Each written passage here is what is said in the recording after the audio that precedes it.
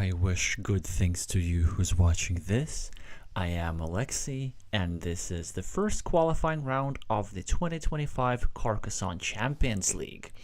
Now, all the countries have already selected their individual representatives, but not all of those individual representatives get to participate in the actual main event of the Carcassonne Champions League. So now that we have our country representatives, they're now playing in a series of quite convoluted but fun international qualifiers until we get our final 36. So today we'll be following matches from Qualifier 1 and Qualifier 2. So these are just simply for national champions and second and third place finishers of national championships of different countries. And then within each qualifier, the players are divided into further sub-brackets. So you can see on your screen, for example, the Q2 is divided into Q1, Q2, Q2 1, Q2 2, Q2 3, Q2 4. Oh no, it's actually just Q1, Q2, but and Q2 3. Anyway, it's all doesn't matter. The idea is like you have a bunch of players and they're divided into smaller groups, and then only two of these smaller groups get to play in the actual Carcassonne Champions League. And the way this works in all these qualifiers, it's a double elimination format. So it's like an Olympic style bracket. It's almost like the playoffs, except that if you lose one match, you still have a chance, and then if you lose two matches, then you're out. So that's how the system works. It will matter more a little bit later in the later stages. For now, we'll be just enjoying three hopefully exciting, hopefully close Carcassonne matches, starting with the Qualifier 1 match between, let me just open the Q1 bracket. So, eltalivan of Colombia and deeizm of Portugal. The game has probably started, will be there in just a second. So, 8 players in that bracket, as you can see. Poland, Taiwan, Latvia, Spain, China, Slovakia, Colombia, Portugal, and Colombia, Portugal is the one that catches our attention. Both players similarly rated. So expert level, we can see that eltalivan has his opponents outrated, but really deeizm was, I think, a member of the Portuguese national team. In one of their strong performance years, it was either 2023, 2024, or both. So I would expect this to be a roughly equal matchup overall. Hi, Glavier. Thank you for making your preferences known. We have one for deeizm. Is there anybody rooting for Colombia in the chat for some balance? Right, let me check how drawings on the screen are going. I'm going to use in my recent... no, I need to turn them on. And they're all going to be pink. Yeah, just like this. I'm circling the big city in progress by the Colombian player. And now that deeizm finishes a respectable city of 10 points, now you can actually start making sense of the position. So a lot of things have happened in the first 2 minutes of play. Hi, Afonso. We have 2 rooting for Portugal. Colombian supporters yet to show up in the chat. Try to correct that. So what are we having here? 4 points extra on the scoreboard for the Portuguese player who's playing with the Black Meeples. And overall, I would say good position for blue, because blue has 6 monasteries. I mean, 6 monastery points. This monstrosity of ruin, which is worth 9 points already, and there's even some chance to threaten the completion of this city. So at some point, probably deeizm would need to go over here and, you know, just prevent the worst case scenario, prevent like blue from drawing something like a Dorito with a road, which would then set up a starting tile and then some potential opportunities to complete the city like this. Still, of course, it's a bit more important for black to secure his own city on the right. Yeah, so roughly an equal position, actually. Black is ahead on the scoreboard, but this gives a lot of points. This gives a lot of points for blue. Black has some roads, but they're yet to be resolved, so this road needs to make sure that it can continue into this city and that this square doesn't get blocked. This road also needs to make sure that it can continue itself into a 4-point loop like this. Also, I'm thinking that if we just get one curve as the play with the black meeples, we could just go over here, and this alone would significantly restrict the blue city over here, because then blue would need 2 back-to-back starting tiles in order to continue this. And as we speak, blue just collects 2 easy points from the crossroads, also setting up another crossroads, another loop road potentially. So a setup that benefits blue more than it benefits black, because black already has several other places where black would need curvy tiles. And I think we here see an interesting move, and I would say even a slight misstep for black. So black is starting a new city over here, with the idea that it's such a juicy shielded tile that he doesn't even want to share this city with blue. But the problem with this move is that it allows an easy city completion by blue, which blue just did. What black should have done instead is probably gone over here with the meeple, just equalizing this city, not allowing blue to use such easy to get such city points. There's also another problem with this move. So the problem is this: when you have 2 cities connected like this, one of them is going to be vulnerable. So either blue finishes this city, in which case this square becomes vulnerable, because the finishing of this city will create this platform to invade or block black city. Or on the other hand, if black gets this tile, then this will create a platform to block black city like this. So it's a rather dangerous arrangement here for the Portuguese player, who probably now is going to place a meeple on the monastery. But where? It's a good question. It's not an obvious answer. The intuitive move is to do this, yeah, and I think it's a good move. It takes out the best monastery spot on the board. It sets up some quick points with this road end. Yeah, that's about it. There were some other options available. There was this 6-point monastery, which potentially could benefit from getting an extra point as a result of this loop road being completed. There was this spot as well, which is only worth 5 points. Oh, and an interesting move from black. I have to say, generally, I rather like it. So the idea, this move blocks this square to prevent the disaster scenario, but it also invades this ruin, because the ruin is already worth a lot of points. Also, we can see an interesting situation here as the play with the black meeples gets bailed out by the deck a little bit.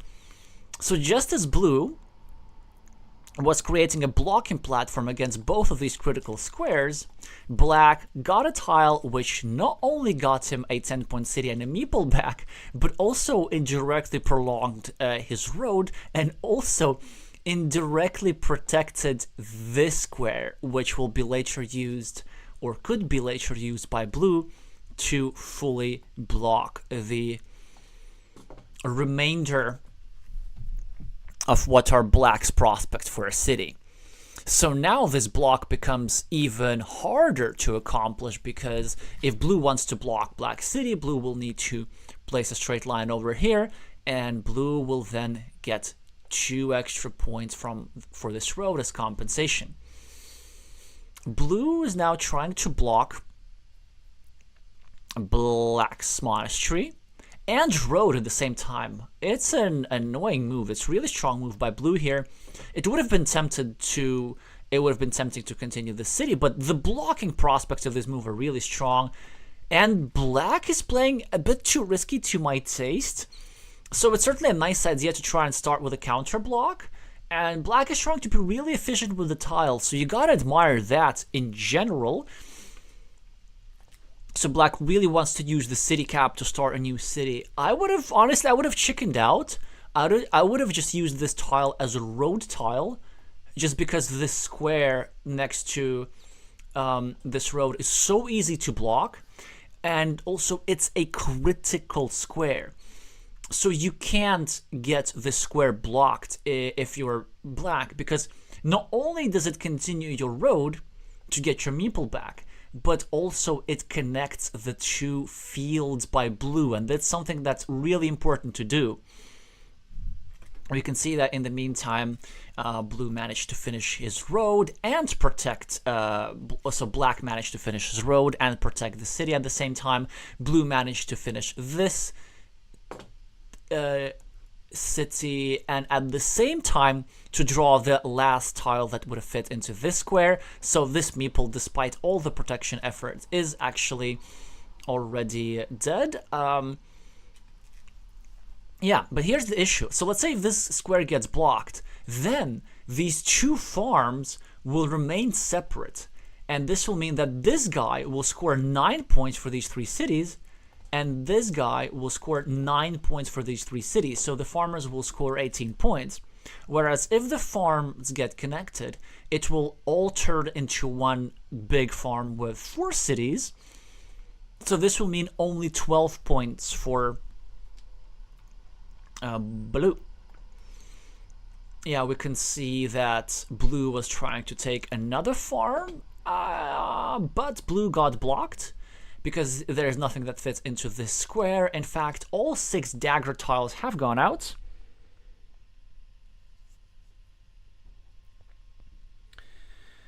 Hi Rui, hi Polo Verde, hi Luis Santos.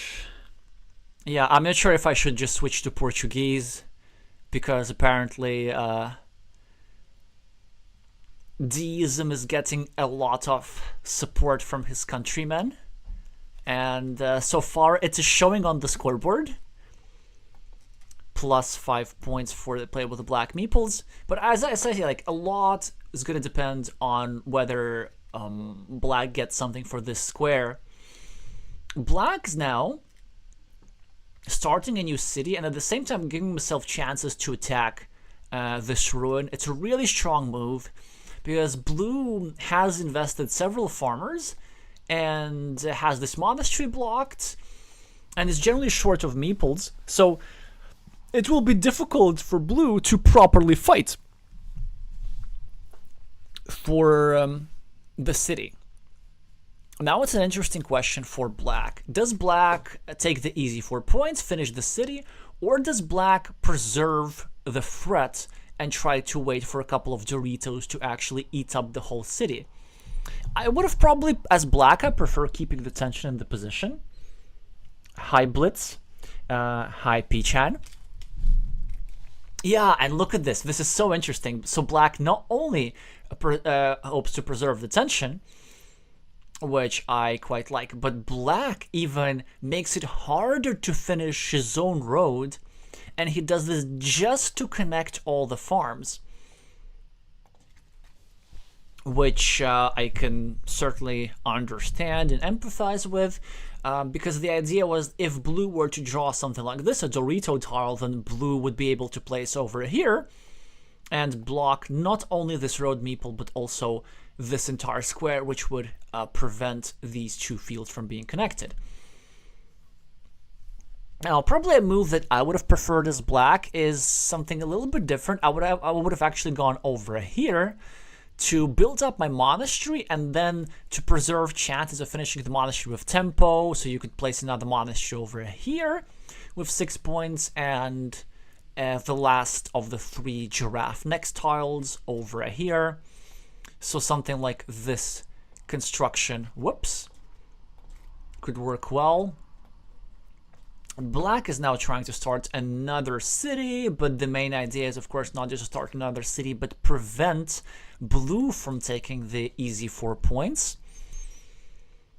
And there's really nothing much that blue can do about this. So blue would have taken the 4 easy points with this tile, but black occupied this city cap and did not let blue do that. Monastery tile for blue. What is this going to do? So you don't want to take these 3 road points, because this would expand blue's field and bringing 1 more castle into his field and adding 3 points to blue, which would effectively make this move worth 0 points. So I think it's really between taking 2 points over here, yeah, and I like this idea, or going for something gutsier, like starting a new monastery over here, and then hoping to draw a city cap and then a curve to get some quick points like this. Blue is starting a new monastery next to black's monastery, which is pretty interesting. So it does help out black a lot, whereas blue is not that likely to finish his own monastery. But I think that blue could hope for is going over here and then maybe blocking this square if that is necessary. Let's actually count. Yes, it might be necessary because there are still tiles that fit into that square. Well, 1 tile to be exact, but 1 is more than 0, so a regular shieldless Dorito is the 1 tile that could allow black to finish his monastery. And then blue could actually either draw this tile himself or go over here, and block the square completely. Blue is also creating a platform to maybe develop his own field. Unfortunately for blue, there are really not that many city caps. Well, there's 1 vertical divider, I believe. So stuff like this, 1, 2, and the 3rd one's still in the deck. So blue could draw something like that, and then maybe a starting tile, and that would give blue 7 points. That could actually be pretty strong.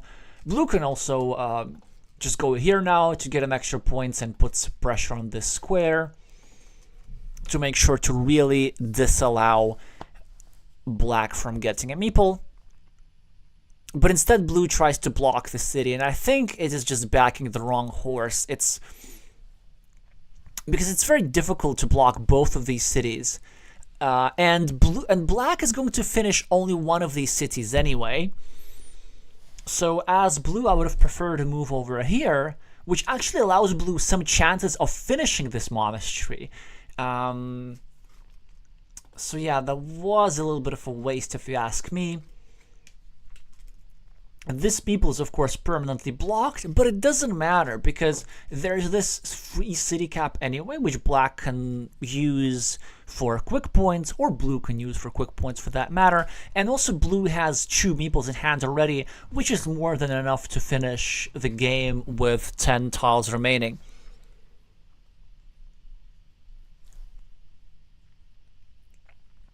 Over the course of today's stream, one thing that I want to know from you, which of tomorrow's matches would you like me to stream? Because I'm definitely streaming tomorrow, but I haven't decided which matches. In the meantime, black finds a strong scoring move, which may decide the game in black's favor, it so seems. Oh, it's going to be close. So let's see. The idea, of course, is to finish a 5-point road and get a meeple back. So blue has 10 points extra on the scoreboard, but black has 10 points extra on the scoreboard, and 4 points here for the cities, 3 points for the road. So that's plus 17. Each of the players has a 8-point monastery, which cancels each other out. We can see that blue is trying to attack black's, black is trying to attack the shared city, which is pretty interesting. It's a move that actually could really work. There's only 1 tile that fits into that square, but from a win percentage probability standpoint, it's a really strong move. Because obviously, in order for blue to win, blue must need this coin flip. Must win this coin flip at the very least. But if blue draws the giraffe next tile, the 1 tile that goes over here, blue doesn't get any other benefit because blue doesn't have anywhere else to use that tile productively. So this would mean that blue would need to draw that tile just for the sake of black not drawing that tile. And black, in the meantime, could draw a tile that's actually useful. So yeah, I was trying to count the points, but then I got a little bit distracted by this attack, of course. But anyway, the idea, what did I say? Plus 10, plus 17, 5 more points, that's plus 22. Blue has an extra 8-point monastery, that's 14. And blue has 18 points on the field, 12 here and 6 here. So that actually puts blue ahead by 3 points if we take this 1-point city piece into account. So it could be really, really close. Black has several paths to victory. Black could just go over here and simply win the coin flip, or another option is black could draw a triangle and get some quick points. Blue got 5 points over here. That's fantastic for blue, and I believe now black just has one option to win, so black, I guess, needs to go over here and take the 5 points, which will put black as at -3. Wait, no, maybe black actually has something better. Yeah, I believe there is a better move for black. Black needs to go over here and drop a 3-point farmer, and here is why. The idea is this. If blue gets this giraffe's neck, then black can't connect to the city. And then black probably just loses because black, doesn't have enough points. But then at the very least, black can draw a triangle here to connect to the 6-point field. No, but then if you think about it, why do we have to connect to the 6-point field if we can just go over here and make a 5-point monastery and then just add a Dorito, and this would make the 6-point field. Yeah, so I believe there's really not that much that we can do as black other than hope for the one coin flip and see if he gets it. And he does get it, which I believe will win deeizm of Portugal this game. Of course, don't forget the farmer for 3 points. Yeah, so really the penultimate move of black was actually irrelevant, just because the ruin is worth so many more points. So from a win percentage standpoint, that was an excellent choice by deeizm here to choose to attack the city, and blue really didn't have that much time to try and block this. Instead, blue sort of tried to build his own stuff and came just short. So let's see what the final score is.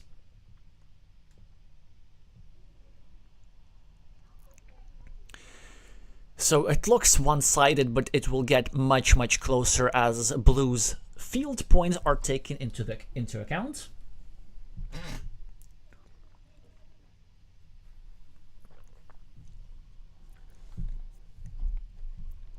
So a 5-point lead, a 6-point win for the Portuguese player. So a fairly close game with the big ruin being decisive.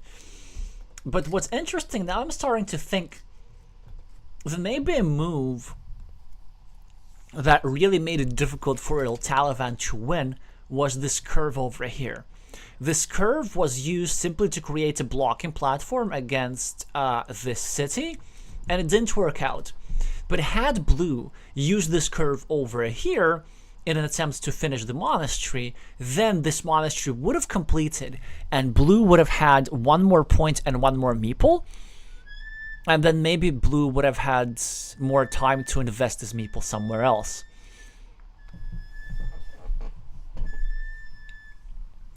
So, yeah, very, very interesting game at first, and we're gonna jump straight into game 2 as the higher rated Colombian player will try to make a comeback. I remind you all that this is best of 3, and the situation is looking not great for the player with the blue meeples. He'll now, of course, get, I was going to say, the 3-point road. This is not the strongest response, actually. There's several good responses. I think the strongest one is actually just meepling this road over here. sort of taking care of this road end and trying to build like this, and then later jumping into the city.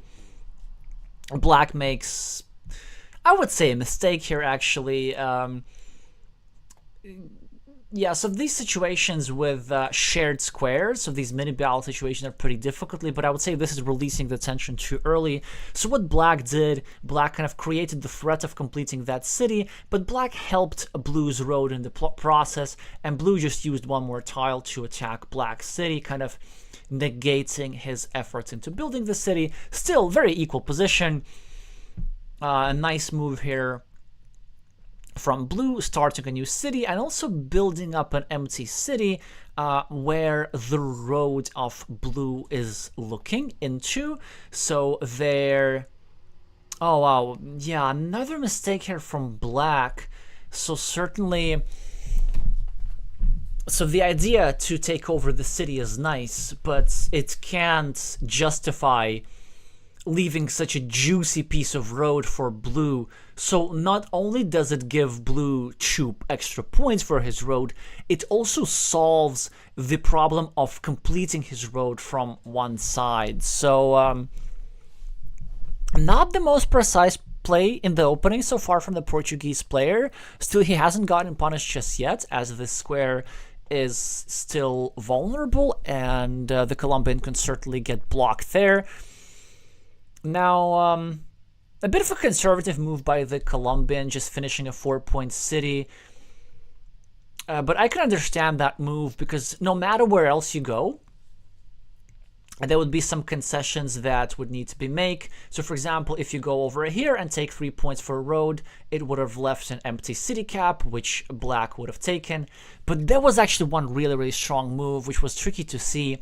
And the move was going here, meepling another 3-point road and pointing the left and the city cap leftwards, with the idea that if Black were to take this city cap, the 4 points from the city cap, then Blue could have used the newly created blocking platform to block this square. But that's a really tricky find. So now we have an interesting development. deeizm now playing a really strong move, starting a potentially 6-point road and creating an incredibly annoying blocking platform against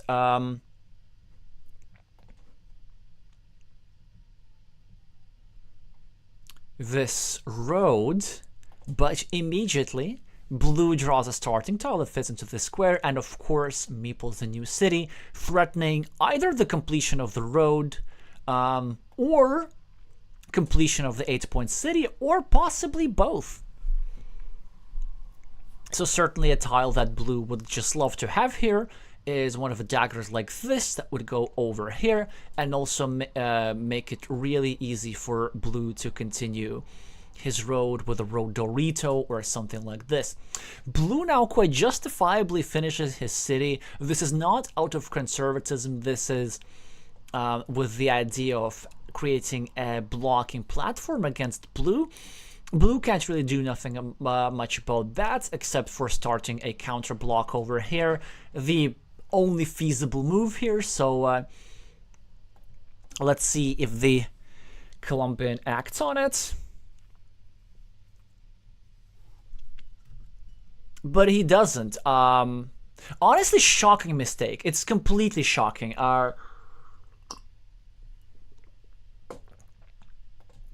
Definitely the biggest mistake we've seen so far in the match.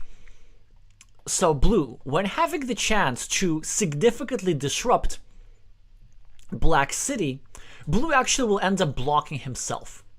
Yeah, because like deeizm could just go now, and he should, and block this road. And had Blue not placed this tile over here, there would have still been 2 cow tiles that fit into that square. Of course, completing the 8-point city is nice, and going over here is nice, but yeah, this honestly, this is like I can't even begin to say like how big of a mistake that was. Well, blue now trying to block more stuff, at least trying to counter block, and that could work. So this creates a bit of a vulnerability here, a bit of vulnerability here. And blue does manage to create some problems, as black is forced to use a defense tile a bit suboptimally. Black normally wants to go over here and score 2 quick points next to his monastery, but blue was actually, but black was forced to secure his loop road. Another move which I would have loved by blue by this tile, actually which I would have loved better, is going over here and trying to block black's monastery like this. The main idea of this move is to kill off this 5-point monastery spot. That's very, very dangerous. That can really give him a lot of scoring potential, and deism draws the monastery tile. And with a bit of a deficit, he absolutely should go over here. He should not be afraid of the 2 monasteries getting blocked. The probability of the monasteries getting blocked is actually way, way lower than you think it is. And courageously and justifiably, the Portuguese player meeples another 5-point monastery without hesitation. Now the question is, where do we go for a third one? Do we go here? Or do we go here? And there are certainly some advantages and disadvantages of both.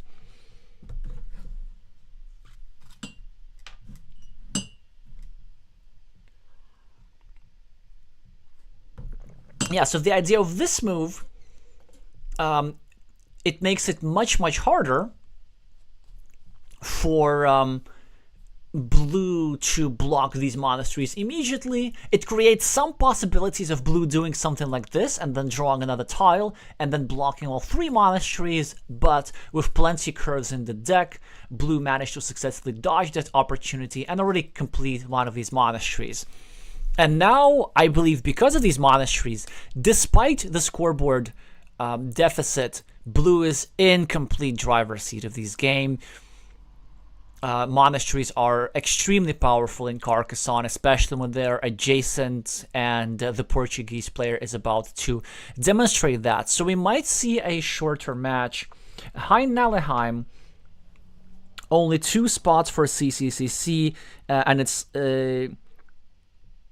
Yeah, exactly. I agree. That's why it was. There were only 2 legal moves. One was okay, and the one was, well, basically self-destructive. And eltalivan still chose the self-destructive one. Like, I think the only explanation that I can think is maybe blue just like tunneled and didn't see that this was a legal move. Sometimes it happens, like you get the CCCC tile and you think, oh, there's only one place to put it and it hurts me, and then you put it and then after that you realize, oh, actually there was another spot on the board where I can do that. Well, to his credit though, blue still is ahead on the scoreboard, and he now managed to really nicely restrict this road. So black can still finish this road, but he needs 2 very particular tiles. He needs the left-handed dagger here, there's only one of those, and the right-handed dagger here, there's only one of those. So only a 25% chance of ever finishing this road, but in practice it's way, way less, because if black draws one of those daggers that fit into this square, he's so likely to need the daggers elsewhere that he's probably not going to even use them there. Instead, what black's going to do, black's going to create a spot for yet another monastery, which is just criminal. Oh, and look at this, perfect case in point. So black did get one of the daggers, but is it really worth going over here, creating another field with a meeple deficit for just a 50-50 chance of finishing this road? Maybe. But a stronger move is just going over here, taking 4 points and setting up a juicy coin flip for an 8-point city, and he does this. Of course, this square, super vulnerable. eltalivan now faces a difficult choice. Does he simply go over here and take the 4 points for the road, or does he go over here for the sake of creating a 50-50 blocking opportunity? I think the 50-50 is not worth it, and he chooses to take 3 points, either missing this 4-point road or maybe not wanting to expose a road end next to his city. Deism with a city cap has now an excellent chance to indirectly protect his city, maybe even with the city cap facing downwards. The idea behind this move is that there are still plenty of city caps left, plenty of regular city caps, and the tiles that go here are not just monasteries, but also regular city caps as well. So now eltalivan, so he does this. That's pretty interesting. So he does make the 50-50 block. I'm not sure if I would have done this exactly like this, but it could work well. So here are our options. If black gets a monastery, there's only one of those remaining, then black gets 36 points on the scoreboard and 4 meeples. And then the game is over immediately. But if black doesn't get this monastery, then black is forced to play with just 1 meeple for the rest of the game. Because this guy's already trapped, these 3 guys are trapped, these sort of are entangled together, and this guy, is also trapped. So everything's trapped. And then eltalivan could really catch up despite these monasteries. So I like this move by eltalivan, actually, kind of to making the block pretty urgent. Black, interestingly, choosing not to take the city, and you see this is why meeple majorities matter so much. This makes it much more likely that it will actually be blue who draws a tile that fits here and take advantage of those 8 points. Blue, in the meantime, just gets a city cap, cleans an empty city cap next to his city, and at the same time expands his field, which he has firm control over. So, other than the blunder with this road, I'd say that blue is playing really well.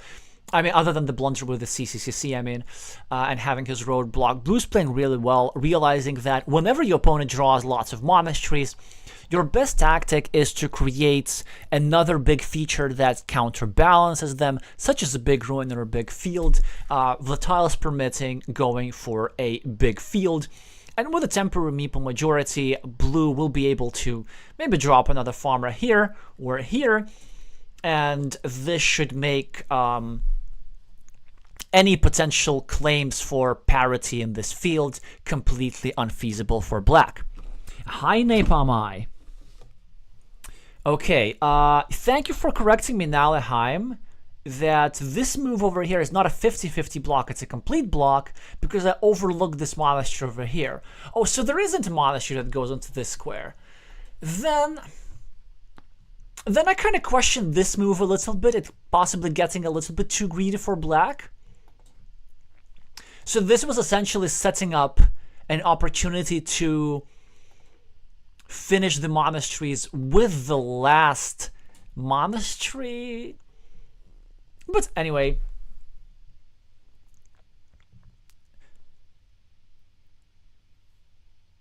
yeah, now it's suddenly looking very good for blue, actually, now that there's no chance of anybody getting black getting any meeples back. These guys are worth only 24. Blue's behind 14 and a meeple. This is ruin worth 6. Okay, it's going to be worth 10 or so. So we're talking like 34 points. And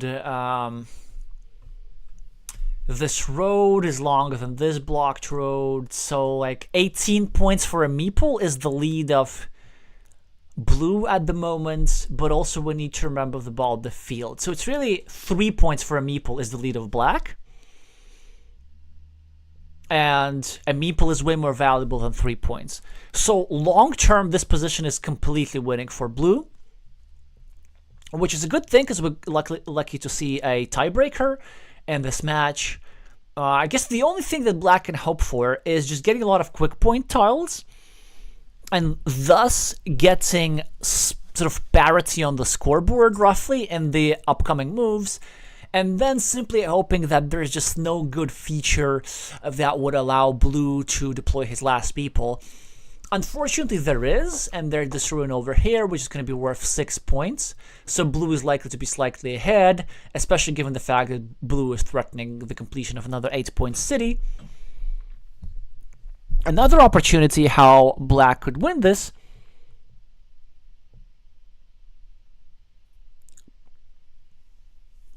is maybe hoping that blue doesn't secure this field with a second meeple, and then just keep scoring quick points as much as tiles permit for the rest of the game. Then maybe add a couple of ruin points, do some blocking moves, and like on the penultimate tile, you go here and swoop into the field here or here or here, and then blue is powerless. Like something like this, that could work. Yeah, so you can see how blue is scoring quick points, and blue is getting, black is scoring quick points, black is getting quick point tiles. Blue is sort of making uninspiring road moves. Not that they had any options really, because you don't want to be meepling a new road with only one crossroad still in stock. On the other hand, there are 3 road ends in general, so maybe it's not such a bad idea to meeple a road. 1, 2, 3, 4, 5, 6, 7. No, I still agree with blue that he might need this extra meeple for something else. deeizm now thinking hard with this tile, and he should. He decides to simply continue his ruin. Yeah, that's a problem for blue, that blue can't really do anything about the threat of this 8-point city. I mean, black can't do anything about the threat of this 8-point city. He's forced to, I don't know, use road tiles to try do some blocking moves, I guess. So, you see, like, when you have only one meeple in hand, you're very limited in choices. And within those limits, I'd say that black is acting in his best interest. Blue now making a bit of a dangerous move. He meeples a 3-point field, but I would have meepled it over here, making just a little bit easier to connect. Because the idea that black could do now, black could block this square and then make sure that they have a meeple equality, because this little meeple would be blocked by virtue of it being a farmer. And then it would make it way easier for black to actually try and equalize the field at the end of the game. And this would win black the game. And look at this. Black is making blocking moves, and black is drawing scoring tiles to kind of grasp into his only winning possibility. And yeah, blue is now struggling here. So maybe I think being hasty with relinquishing the meeple majority here. Now it's actually black who's technically ahead after those quick points. I believe it's around 5 points that black is ahead, which now forces blue to either score some quick points here or here, where the crossroads, or another road end such as the horse tile or the monastery. Another option, of course, is to finish this city, which I believe is still feasible. Yeah, but there are no... Okay, let me think about this. So there are no dagger tiles, but there are still starting tiles. There's one starting tile. There are no crossroads, yeah. And of course, there's some other combos, such as the Dorito plus a regular city cap, which is still in the cards for blue. Hi, Crafty.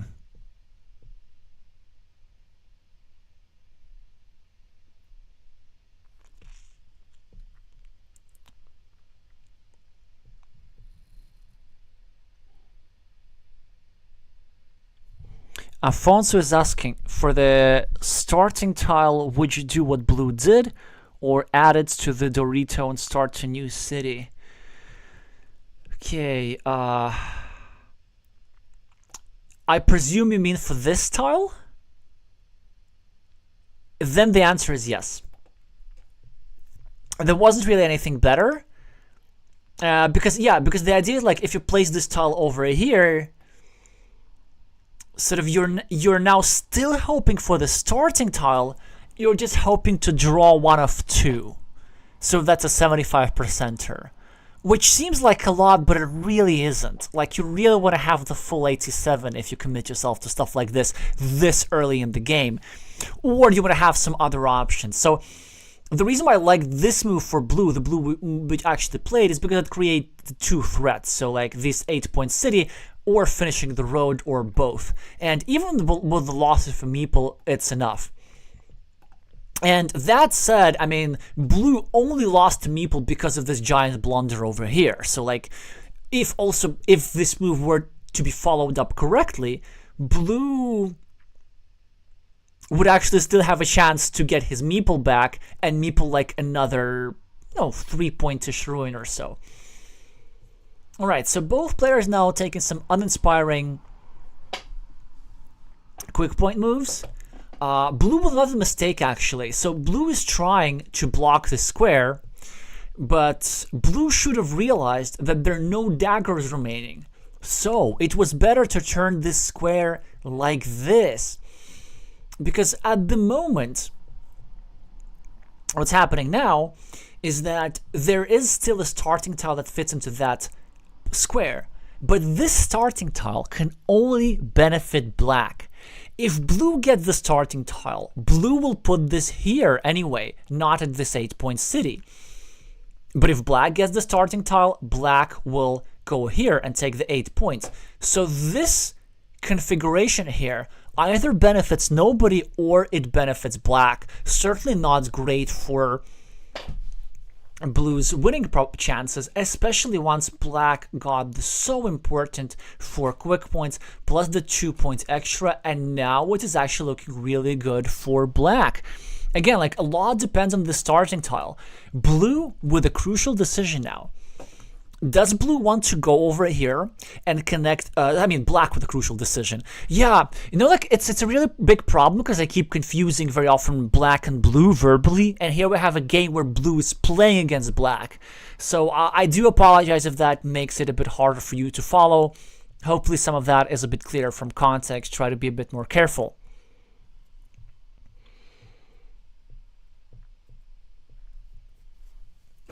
So yeah, so now it's a crucial strategic decision, and deeizm should spend pretty much all his time on it. So there are two possible paths. We can go over here and simply connect the two fields of blue. We connect a 13-point field with a 15-point field. We make it a 15-point field. So it's kind of like a +3 move for black.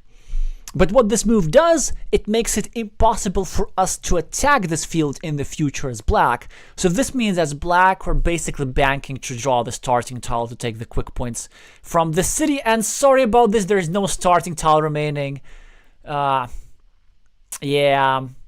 I don't know. Like, they're so close nearby. All 4 of them are on the board. So everything I said would have been correct and would have been true if there were one starting tile remaining in the deck, but there isn't. Also, well, yeah, I mean, now you've written this, Pichan, but thanks anyway. With all 4 starting tiles on the board, well, yeah, then I guess this sequence of move makes sense. It doesn't really do much. I guess it prevents deeizm from starting a new city. But deeizm is not going to start a new city. He's just going to go here anyway. He's going to win. Oh, in that case, his winning chances are great because this guy can't finish his city anymore. So I believe we're going to have a 2-0 match, quite surprisingly.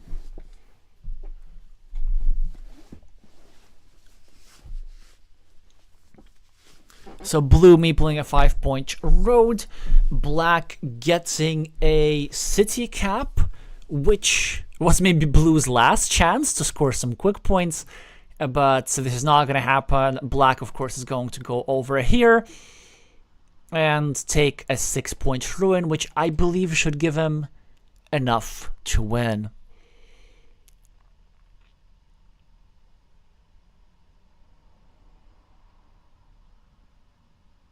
I didn't count the points. I believe 6 points should be enough. Yeah, and he verifies that. But on the off chance 6 points were not enough, the last remaining tiles, I can count the tiles this much, is an 8-point monastery, which of course can go here or here for 7 points. But blue decided that blue doesn't really need it. Instead, just taking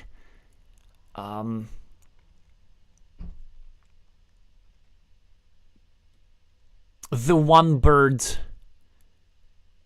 in hand.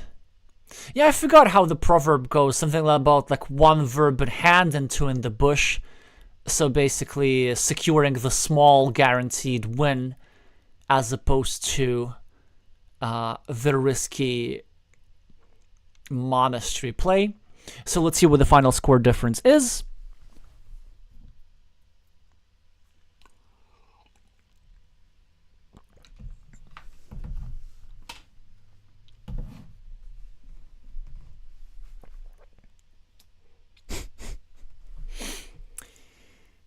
Oh, 13 points. How is that this many? I guess we're sort of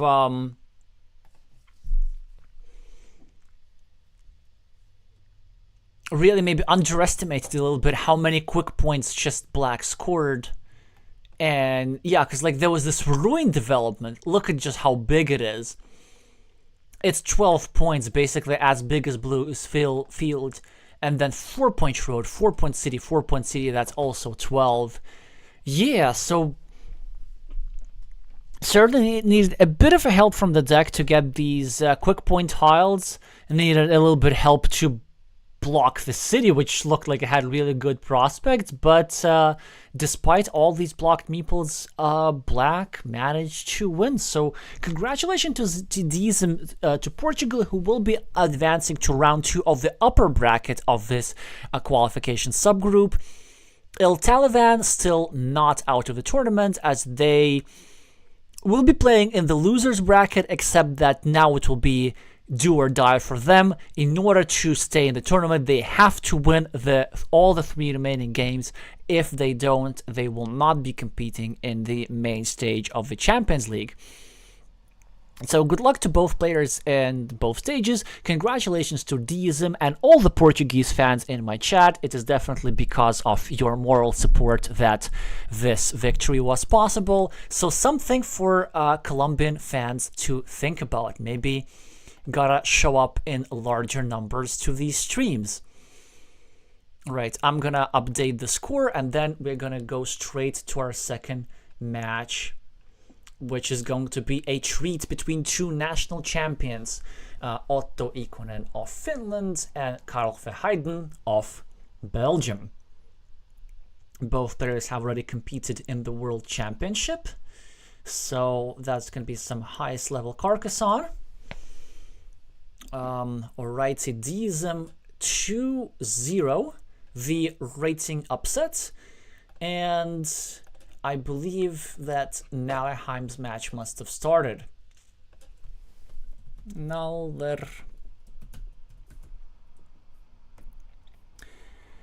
Here, despite the fact that both players are national champions, I believe Nallerheim's going to be the heavy favorite, as he's against most players. Because, I mean, everybody knows he's strong, but it's true especially online. And here we're just going to try and witness some cool moves by the Finnish elite player and see if Carl has anything up his sleeve against. So, interesting situation. Louis Costa is asking, loser needs 4 wins. Really? I thought it was just 3. Okay, let me think about this. 8 players. So then there are going to be 4 losers playing against each other. Eliminating somebody is going to be 2 losers. And then there's just 1 loser playing against the loser of the final, the winning bracket. No, it's just 3 wins. You need 3 wins and 1 loss in order to advance. unless I'm mixing something up really, really bad. There's going to be 4 games in total. You need to win 3 of them. And it is possible in this format because not everybody's playing against everybody, so there's a lower number of games. So what we see here, Nallerheim with the camouflagey and in some places illegal green meeples. Over here, and over here, and over here, and over here. And Belgium with his beautiful, clear, visible, beautiful yellow meeples. Here, here, here, here, here, here. Now, what do these meeples do? So, despite the slight 9-point scoreboard deficit, most of yellow's meeples are put into good work. This 1-point city is about to get completed. This monastery is about to get completed now as well. Carl should actually go over here. It's a question whether he should meeple this city. The answer is maybe. I let him decide. Also, this city over here, well, this monastery over here is going to be a 7-point monastery with good chances of getting completed. This road, 1, 2, 3, 4, 5, 6, 7, 8, 9, 10, is lovely. 2 versus 1 meeple majority against green. And now blue will be in trouble. So, blue will be in trouble because blue doesn't have any meeples on the board, because blue is not playing, because I keep mixing colors. I meant yellow. Now, the reason why this decision was tricky, like, if you leave this empty, then there's a chance of green meepling this 8-point city, which is also in his field, and that's kind of a disaster. So I agree with Carl's decision to meeple this, I think. The problem is that now he needs a city plus row tile in 2 places, and black is now putting, with just 1 tile, pressure on both sides, and it's really strong pressure. It's hard to do something against this. So maybe Carl's best move was going here, simply making the square a little bit safer. Yeah, now Carl is in big trouble. Well, not yet, but like, so you see the problem of this configuration is that if one of the cities gets blocked, then the monastery also gets blocked. And this is probably the case. Oh, this is so painful. Just as he was having the right tile that fits into the square, it got blocked. So now, because there are only 2 starting tiles remaining, yellow would need to get both in order to get his monastery meeple back, and at least 1 to get his city back. So strategically, this game will be incredibly difficult for yellow, despite his temporary point advantage. And I'll tell you some other problems. So another problem is that, first of all, Nallerheim drew one of these tiles, which means that this monastery is already dead. And yellow can only hope for a starting tile here. Also, this road is dead, because it's also needs a starting tile here. But it's worth 10 points anyway, so it's like, it's okay. Now, black will have nothing, because black is not playing. I'm not doing it on purpose. It's green. Green. Yeah, green just finished a 12-point city, preparing to block over here. Green cannot defend, but at the very least, green has set up himself some bailout options. If green, yellow, if if Carl draws the splitter tile, then he'll be able to get 14 points for the city and a meeple back, which surely would keep it in the game. Actually, yeah, it would really equalize the position. So that was a really strong move by yellow. The problem, of course, is that green can simply try and draw a Dorito, and there's still 4 Doritos remaining, so green is quite likely to prevent this idea. But, you know, as red, you definitely want to give yourself this backup option, like, as yellow, I mean. As Carl. As yellow, it's so important to make this move, because if you don't make this move and then you get the splitter, then you risk putting it over here and then getting that square blocked. So it is imperative that this square be filled before you even get the chance to draw the splitter, and the Belgian champion rightly recognizes that. Now, what else are we having in this position? Oh yeah, so we need to remember that Nallerheim has a scoreboard lead as a result of this city, and he has an 8-point monastery, which still has a chance of being completed with 1 crossroad tile fitting over here. He has a 9-point field, which will be, without a doubt, expanded into a 12-point field. The Finn will now go over here, getting himself some extra points and setting a blocking attack. Or, not the worst move is actually to go over here with the idea of simply eliminating a city cap. The reason for that is the fact that since yellow's already doing so poorly as it comes to his winning chances, then one of the things that yellow can hope for is maybe draw a city cap himself, which normally would make the square more vulnerable because it would create a blocking platform like this. But once green has placed a quadruple city tile here, if yellow goes over here and takes 4 points, this would actually defend the square because it would restrict this platform over here. So that would be a way for green to take, for blue to take 4 quick points with tempo.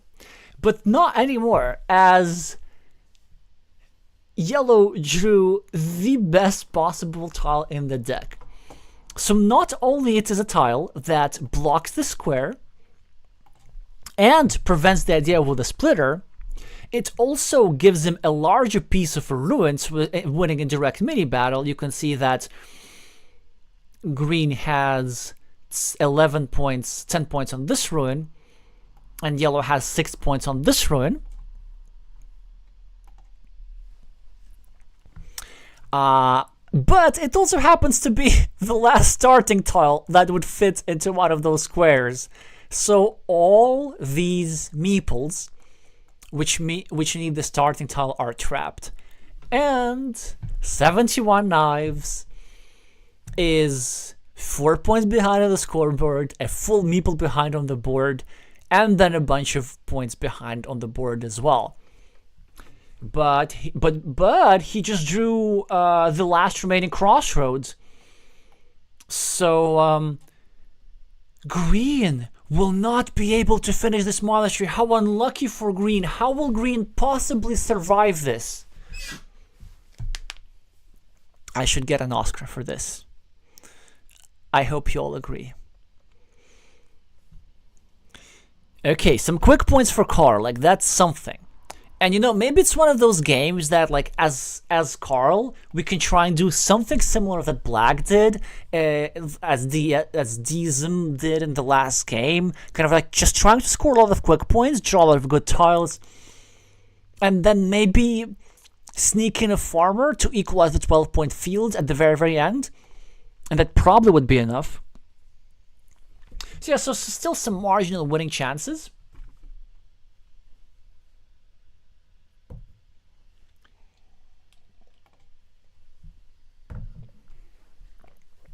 But yeah, originally I picked this match because, well, I felt that Nallerheim would be interesting to watch because kind of he's really good at trying to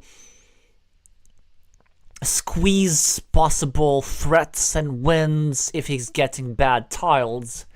But if he's getting good tiles, it sort of the games get one-sided very, very quickly. Then this brings the question, like, should Carl have meepled this guy over here?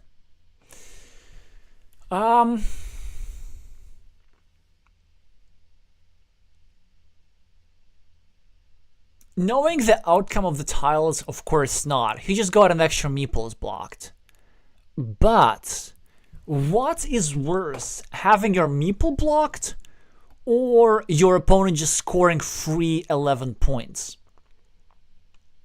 Which is 8 points for the field plus 3 points for the farm. Well, 8 points, I guess 10 points technically, because yellow would gain 1 monastery point. And I think the answer is still, you don't want to relinquish those easy points. So I still think that meepling this city here was marginally correct. It was a very, very close decision. I think both would have been fine. But despite the outcome of the game, with this tile over here, yeah, I kind of agree with Carl still. This is something that you need to realize when assessing Carcassonne games. What happened in the actual game is not the same as what could have happened. And so it's not the only metric to show whether the move was correct or not. Now we can see that Carl is trying something quite desperate.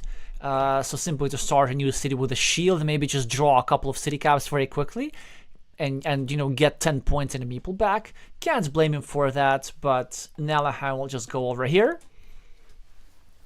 and equalize the city. I think the only thing that he's calculating is whether he can, yeah, exactly. It's like whether he can guarantee himself a win if he places a meeple. Because if you can't guarantee yourself a win, then this move should be made without a meeple. But with a meeple, it's completely fine. It's sort of sacrificing 2 of your meeples just to make sure that yellow doesn't get a meeple back. But if yellow doesn't get a meeple back, yellow doesn't get to score any extra points. And then green wins. So clinical, technical, just as what you would expect from the Mindsports silver medalist and captain of Team Finland.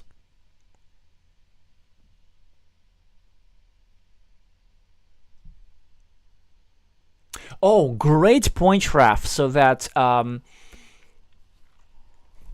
yeah, all of those blocky things, that wasn't just the run out of tiles. That was actually the recognition by Nallerheim again, because he put the straight line over here, adding an extra point to yellow's monastery, recognizing that several crucial city caps with the road have already gone out, which actually increased the chances of a successful block compared to a normal run out.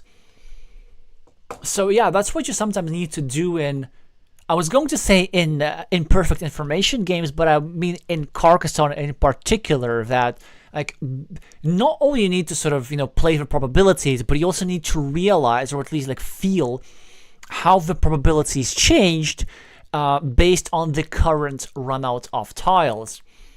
And look at this, Nallerheim even manages to complete a monastery and get a meeple back. Carl finishes a shared city, but this gives extra 3 points to Green's field. So this farmer is now worth 9 points. And these 3 meeple combined are worth 11 points.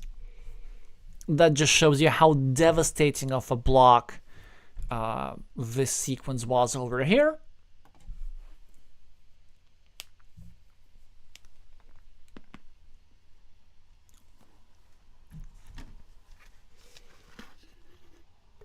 Green meepling a 5-point road.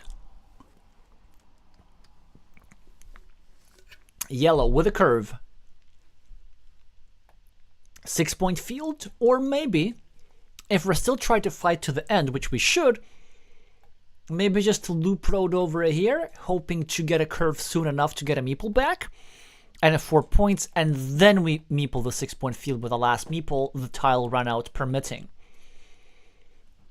1, 2, 3, 4, 5, 6, 7, 8, 9. No regular curves remaining. There might be some curve voids remaining, and there is one Dorito with a road. So still possible to finish this. As unlikely as it is, we should probably try and go for it as yellow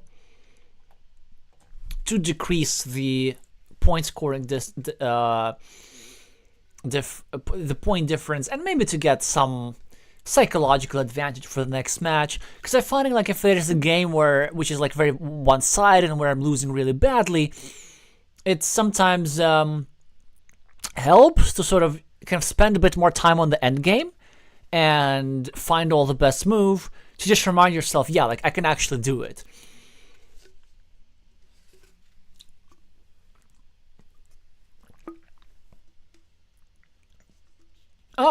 He does something different, which again makes sense.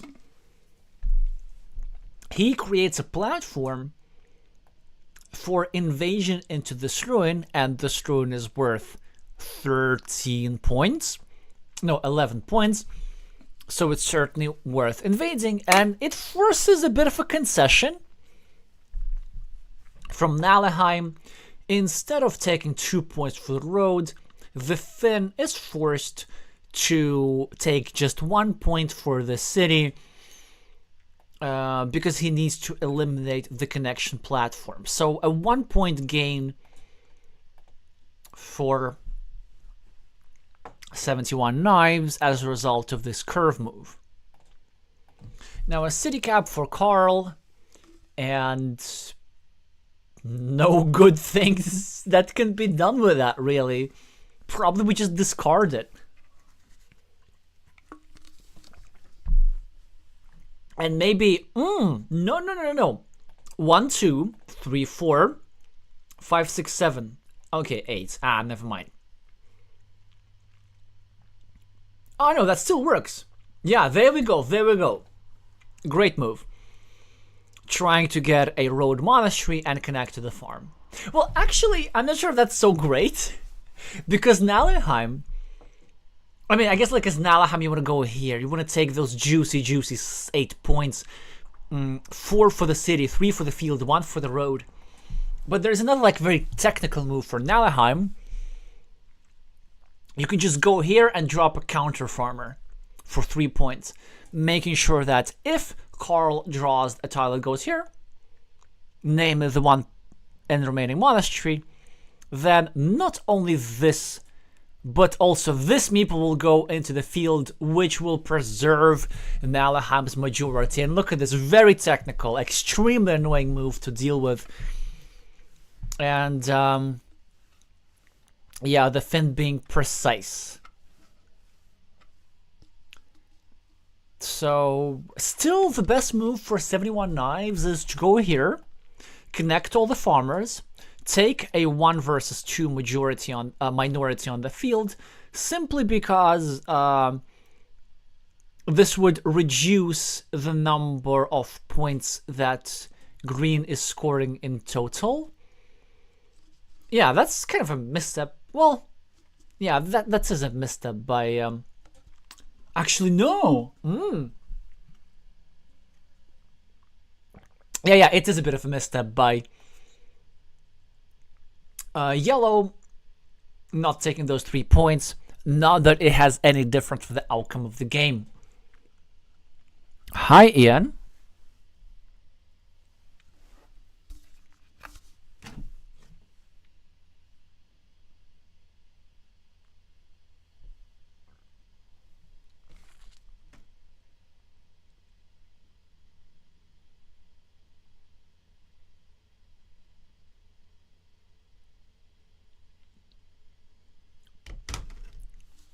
All right, yeah, by the way, referring to your early messages, yeah, Rui, you were correct that the loser of the round match in qualification 1 will need to win 4 times. That's because there's, well, we'll look through the system later, but that's because there's something that's called the consolidated final of the lower bracket. That's pretty interesting. But yeah, so I stand corrected. So I guess the solution is don't lose. It's much easier to qualify if you just don't lose. Alrighty. First game to Nallerheim with a 32-point difference. Well, Karl Verheiden managed to put up a fight. In the second one, we will find out right after a message from our sponsor, which does not exist yet. So I guess our other option is just to go straight into the match, which has started. 4 points already for Nallerheim, presumably for the city over here. Now I'm gonna try to work out who's going first. 1, 2, 3, 4, 5. Okay, so it was actually yellow who was going first. No, it was green who was going first. Yeah. So wait. I think it was green. Yeah, it was green. Okay, so green took 4 points. Yellow meepled this road. Green meepled the city. Yellow added the quadruple city tile to green city because that was the only option. Green meepled the new city. Yellow meepled the city. And just we witnessed how green turned away his city from yellow, trying to have an 8-point city on their own. Like, you know, this turning away gesture, this pattern, like when you get a Dorito tile and you're trying to build your own city, not share of your opponent, it reminds me of, you know, like how in school, there's always like this one person who demonstrably wouldn't let you copy their work, and they like cover their notebook with their arms and they turn away and they turn their back to them, you know, like, don't copy from me. So this is what this green meeple is saying. You know, build your own city. Get your own shielded tiles. And that is correct. That's what you should do.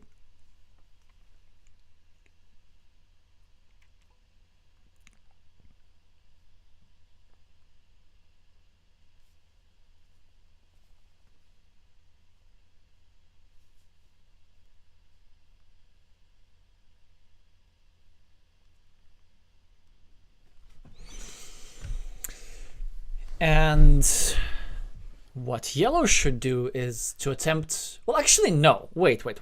I'm not sure how much I agree with this move. I mean, it's an option.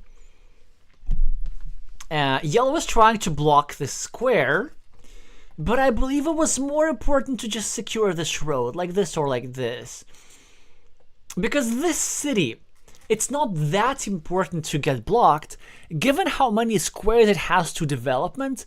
If it does get blocked, then as yellow, you will sort of have to invade that city anyway. And if you're gonna have to invade that city anyway, it makes no difference if it's blocked or not. So, if you get a straight line, sure. Like, a straight line is a useless tile on this board, so you can just go here. But a curve's pretty useful. Because what's Nallerheim gonna do now is gonna go here, and he's gonna... Oh, interesting. Okay. So he actually chooses to defend. I'm not even sure that I would defend in this position. Like... Well, I guess as green, you still want to have threats. So that's something that I know Otto cares a little bit about a lot in his playing style. It's like the concept of threat. So maybe he doesn't intend on finishing this city, but he wants to get this tile here, to meeple this road, and then to force yellow chase around the city a little bit. Yeah, that could work. But still, I was actually expecting from green to go over here with the curve, just to equalize the 6-point road. Green, in the meantime, taking 2 points for this road, trying to block Yellow City, so going for the so-called Pinder maneuver, named after Takafumi Mochizuki with a screen name Pindatron, whom we haven't talked about in a long time. Obviously, like one of the best players of all time, but not active lately. Yeah, so Carl immediately draws the tile that he needed last game. So he did get the starting tile that just one game overdue. And that's a great tile for him. It allows him to finish a city and then to start a lovely 5-point road. So that was excellent recognition on Carl's part that it's actually worth meepling this tile. Oh, a bit of change of plans. Instead, he's going to have this type of road that also works. A road like this, a road like this, a road like this. So lots of curves required, but lots of curves still in the deck. And 4 points here, 4 points here, 6 points here. These road points really add up. Nallerheim, in the meantime, with the big city points, as 12 points are added to Green's scoreboard. So far, the single greatest addition that has occurred in this game.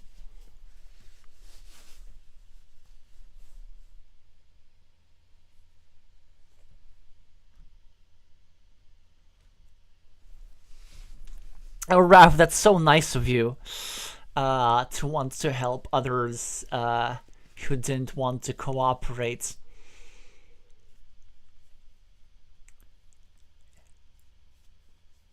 So I hope that you did get the appreciation from your classmates. Nallerheim with 4 quick points, as 71 Knives also gets 4 not so quick points. Well, 4 points in 2 moves, so that's as close to quick points as you can get. Also, doesn't matter if they're quick or not, you know, points are points. Now, important decision for 71 Knives. He needs this tile in 3 places, but I think we can quickly narrow it down. It's a dagger. It's a city tile, so we need to be using it for a city. We could go here, but we shouldn't, because there are loads of tiles that go into this square. And ideally, we want to first finish this road, drop a farmer, and then finish the city, drop a second farmer, something like this. This field that is brewing here is way better than many might think. We could also go here, and then drop a farmer straight away. Leaving an empty city cap in one's field is not that bad. That's actually probably that would be an ooh, instead here with a farmer. Oh no.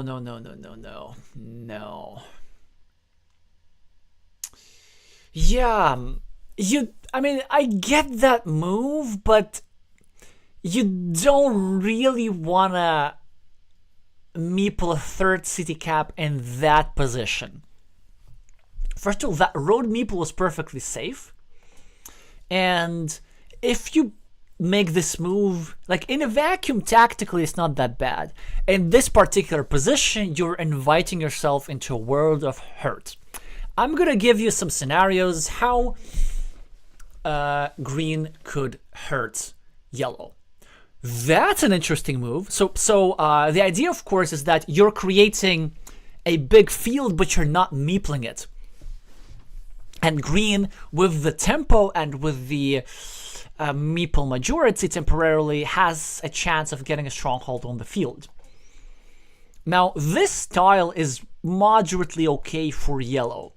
Although, as green, I'm kind of a bit surprised. As green, I might have gone over here, simply going for a kind of the more normal move, trying to finish my city, but maybe green realized that there's bigger fish to fry.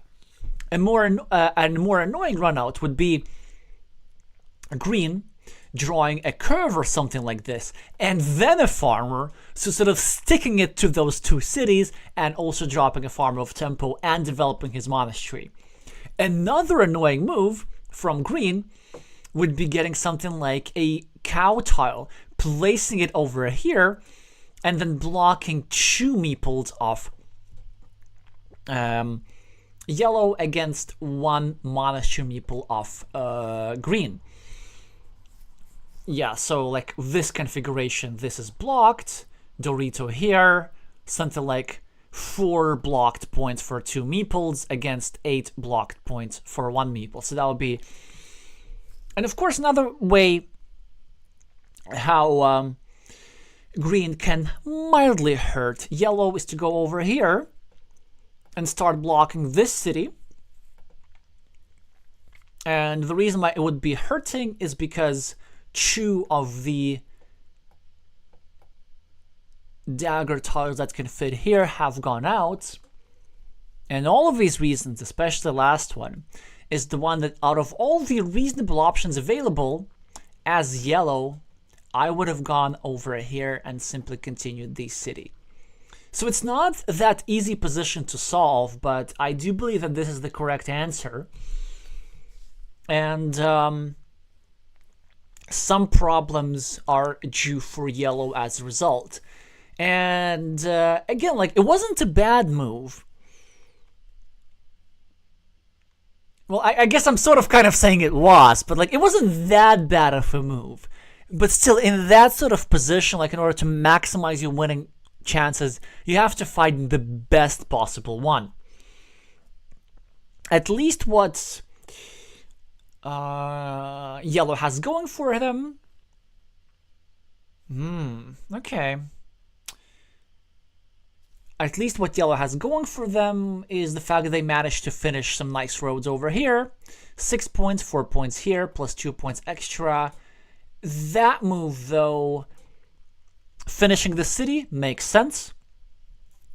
Blocking this meeple is not a big deal. First of all, there is 1 tile that fits here anyway. And, you know, in the worst case scenario, if yellow doesn't get this tile, no big deal. You know, this guy will also be blocked.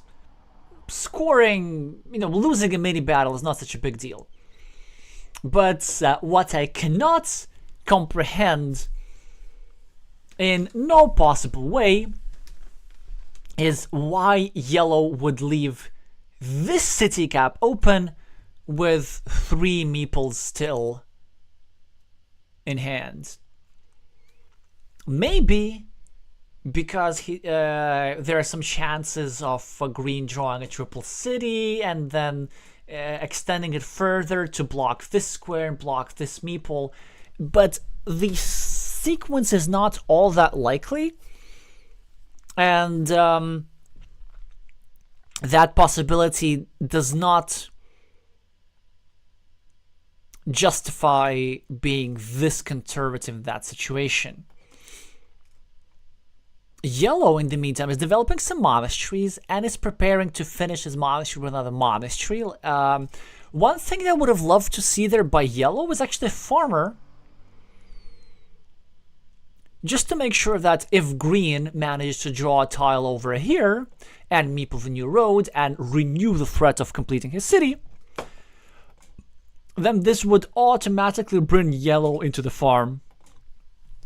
Honestly, I would have to say that a farmer here was even necessary. With 3 meeples on the board, it's just positionally makes so much sense to place farmers like this that yeah, you just have to do that. Okay, yellow is building the city at the top, and credit to Carl is being quite patient for a city which is in a perilous yet not hopeless condition. And there are real chances of finishing this city. So let's see if the Belgian player succeeds in doing so. He does have a scoring tile now, but it is not the best scoring tile. I guess, yeah, a potential use is going over here, scoring 2 points, and restricting the square significantly, leaving only 1 tile that fits there. Another option was going over here, and again, dropping a farmer. Now trying to get the Dorito tile himself to score 6 extra points for the road. But this time, I believe that yellow's move was best. And look at green, and now green decided to drop a farmer himself, simply disallowing yellow from the same idea. So now Nallerheim realizes that a stronghold on the field will be paramount for his winning chances, with a slight advantage on the scoreboard, the well-developed ruin, and a mini battle which favors the green meeple 8 points to 1 against the yellow meeple, are all assets to green's position. Yellow, in the meantime, still absolutely not out of it. Threats of finishing this city are real. These monasteries are strong. Preparing to finish with monastery with another monastery could possibly, with this move, we could reinforce that threat by going over here. Yeah, well done. Making it harder for Nallerheim to block that square, if not impossible. And also adding 1 point to this spot in the process. And so now Nallerheim gets monastery, but he's forced to use it over here, freeing up Karl's meeple in the process, which can do now all kind of things, and also not entirely guaranteeing its own survival, as with just a couple of straight lines, yellow could block the square and block green's monastery with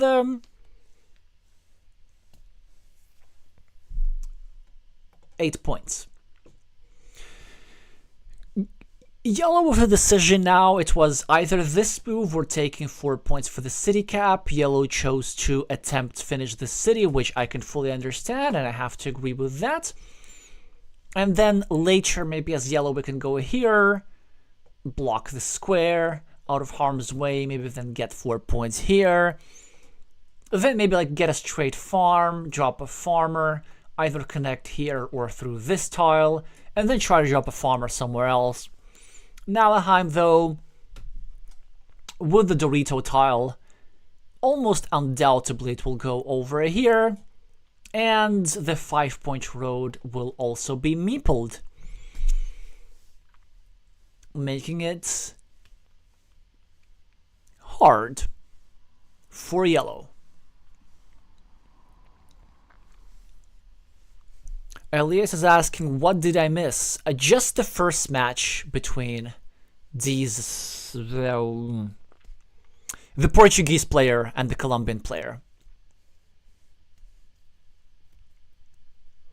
Alrighty, so 4 quick points do indeed go to Carl, and Carl is 8 points ahead, which may look great, but make no mistakes, green is the one with the advantage here.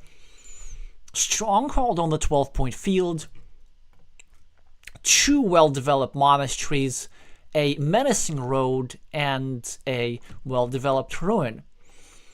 Scoreboard advantage for Carl, a monastery over here to partially compensate for these 2 monstrosities, and a 10-point city waiting to happen. So close to being balanced. It kind of depends a lot on which tiles are drawn by which players. So I would say that if Nallerheim manages to get a tile here soon enough, maybe like a monastery with a road, that will be a really big advantage for green.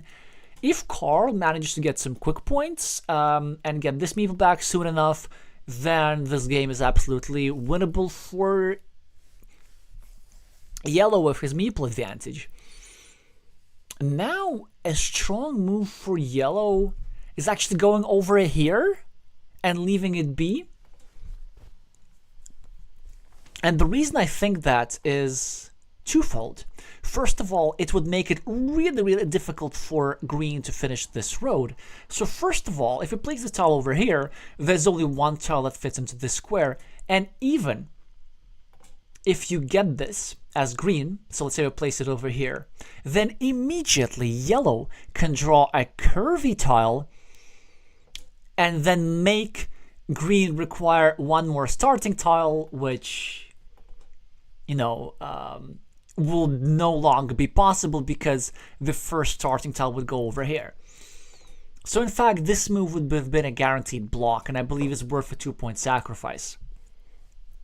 Another reason why I think this move would have been strong is because it sets up a 3-point road, and a 3-point road with any of the 0 remaining crossroads, actually. That's interesting. Okay, or with any of the 2 remaining road ends, being the one triple city or the one road monastery. These 3 points would create a blocking platform against this monastery, which now no longer be relevant, as Nallerheim will undoubtedly complete this monastery with his tile. The only thing under debate is which of these 2 city pieces to meeple. Green goes for the city cap, potentially maybe even thinking of finishing the city and dropping another farmer to take any potential field fights out of the question. Carl might want to drop a farmer here, then try to invade here, and then later create another platform. He might also want to go over here and simply prevent Nallerheim from dropping a 3rd farmer, and also have some decent shot at blocking this meeple completely. So this move seems strong. Going here and adding 1 monastery point just isn't strong enough. With 4 meeples remaining, we don't really need to complete this monastery, so it will bring us 5 points at the end, and it's completely fine. More than enough.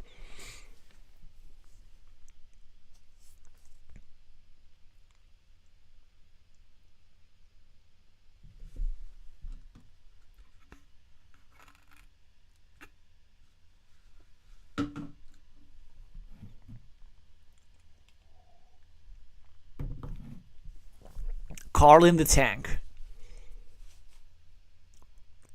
Just over 1.5 minutes on his clock. Also, look at his rating, over 600. That's kind of a boost.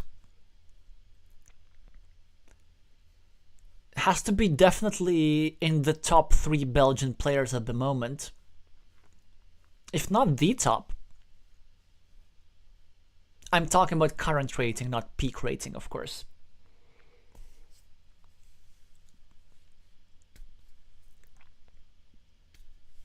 Yeah, so he does drop a farmer, which is a good idea, but I think it's a good idea after you solve the problem of this little city cap. Because let's say if you drop a farmer, and Nallerheim just gets a city cap and drop another farmer, this guy didn't really accomplish anything. And Green gets a road monastery, which should be extremely painful for yellow, because these are just easy 6 points. So you get 1 road point, a meeple back, and you place 5 points on the new monastery. Some off chances to finish the monastery, actually. But Carl still has a winning path. And you know what I think the Belgian can do? Go over here, obstruct the city, maybe start a new one for 10 points, complete it, block the city completely, invade with 1 farmer, and then invade with another farmer like this. For example, given the fact that there's still plenty of curves remaining, plenty meaning 4, and he does connect here, but it's too early for stuff like this. Yeah, so here the difference in experience really shows. I mean, of course, this is something that needed to be taken care of first. Going over here was an absolute must, and yeah, just a very easy move for Nallerheim, getting 4 city points, getting another farmer in.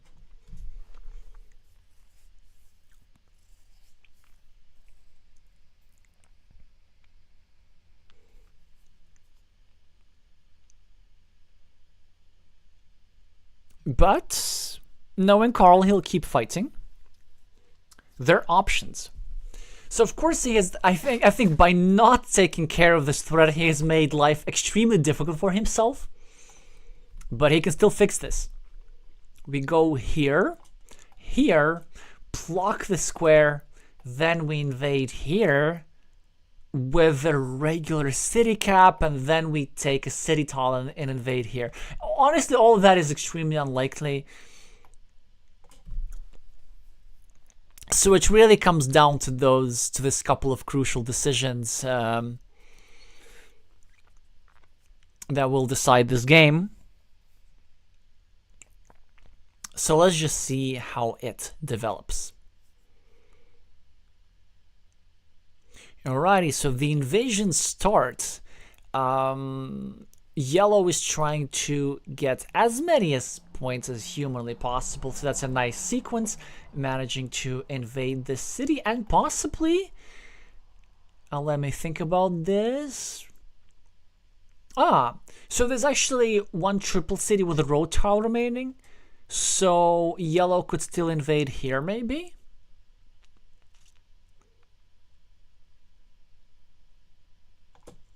Yeah, so like we take a tile like this, we go over here, we invade, we connect, and we enjoy some nice 15 or so points. And then we finish our city as well. And then maybe we can even win without the field. The field being worth only 15 points. I mean, of course, there are 18 points on the field, but this little guy is worth 3. That account for a 15-point difference. I mean, in reality, it's just like it's not going to be enough. I believe that green is winning here 100% of the time, regardless of the tile run out.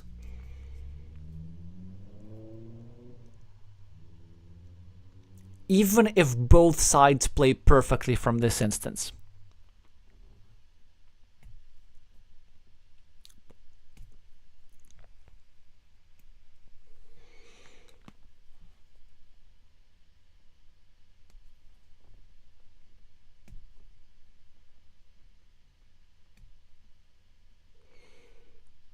Nallerheim with the dagger,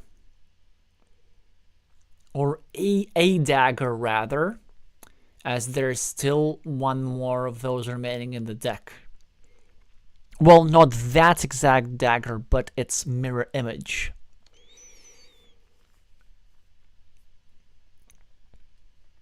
As his time is dwindling down to 50 seconds, which of course is normally more than enough, maybe it's thinking about optimizing something, maybe it's counting tiles, maybe it's just wanting to mess his opponent and give him the false hope that maybe yellow can win this on time. I'm not sure. Do let me know in the chat if it ever happens to you, like you're losing a game and then your opponent is thinking and then you're like, please lose on time, please lose on time, and then they don't. And then you get sad. Maybe that was going on. Yeah, actually, okay, that's an instructive moment. So look at this move by Nallerheim. Oh, it leaves a city cap in the open, it's bad. No, it isn't. Because a city cap in the open is worth only 4 points, and 4 points are not going to cut it for 71 knives. What this move does, it prevents the unlikely yet still real scenario of yellow drawing a road plus city tile here, and a triple city with a road tile here, and taking over this big ruin. So, realizing how big of a lead is, now all the moves of Nallerheim will be simply devoted to eliminating the worst case scenarios, making sure that his win probability is not 99% but at full 100. And the reason why it was important to block this connection platform is because of that same idea. Let's say we go over here and meeple this, which we actually might have to do soon enough regardless. Well, then it can be met with a move like this, blocking this square. So this invasion at the bottom would have been unblockable, whereas this or this invasion, very much blockable. 71 knives with a Dorito. Thinking where to place this? Let's see if you realize that there's actually is a good move here. a potentially strong move is going here or here. I will tell you which one's stronger. This one's stronger. It sets up an unblockable connection opportunity if you get, I don't know, a regular city tile and place a meeple here, then this square will not be able to block because it will be already protected by the Dorito on the left. So placing a Dorito somewhere here without a meeple would renew the threat of the big ruin invasion.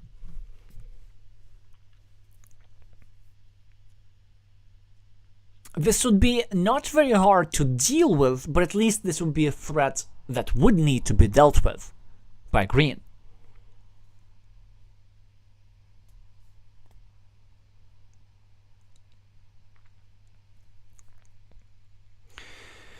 Elias is saying, in the STEM versus Humanities game, I actually won on time in a game that was completely lost. But the opponent claimed connection problems, and okay, and you ended up playing this out anyway. So yeah, obviously, STEM against Humanities match. Hopefully most of my viewers have seen this. That was something that I participated in as well. On the opposing team, on the Humanities team, yeah, that was sort of more like a, invitational, fun match. So here you definitely want to play out those games. In the actual tournament or championship, the players are responsible for their own connection. So for any of my potential opponents, warning, I just have to warn in advance.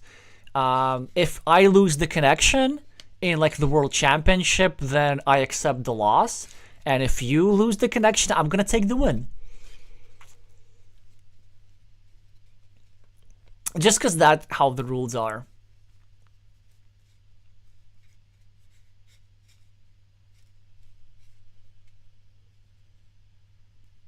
And I believe also here the rules are kind of harsh. This was actually a genius move by 71 Knives. That was amazing. You know what this move does? It sets up a farmer. It sets up some actual winning chances. Like the sequence is you go here, you drop a farmer. Yeah, that sort of thing. Which is now prevented by Nallerheim. And you drop a farmer like this. Then you go here, finish your city, and then you connect to the field and equalize the farm. So that was the whole idea by 71 Knives. And I'm impressed that he saw that. Of course, unlikely idea, whatever, but it's still great board recognition. Unfortunately, too late, and unfortunately, you get all this creativity and board recognition once 71 Knife has forced himself into having to see all these kind of like crazy ideas and ways to try and swindle the game and get to win, instead of maybe playing somewhere simpler a bit earlier. So yeah, that's not gonna work out, as Nallerheim meeples a 6-point ruin, 71 Knife meeples a 3-point field, whilst also developing his monastery.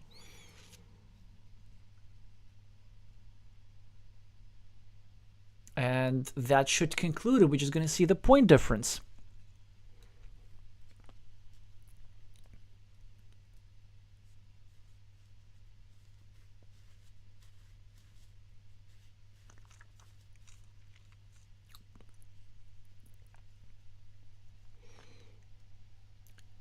$25 and a 77 rating as a result. 71 Knight sliding under 600, but not to worry. I think in this qualifier he'll still be a major favorite to qualify from the lower bracket. So remember, a reminder, this is a double elimination format, so each participant can afford one loss.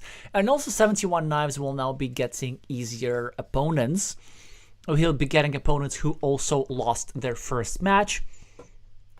So still a very good chance for the Belgium and a great chance for the Finn. Yeah, that was clinical, actually.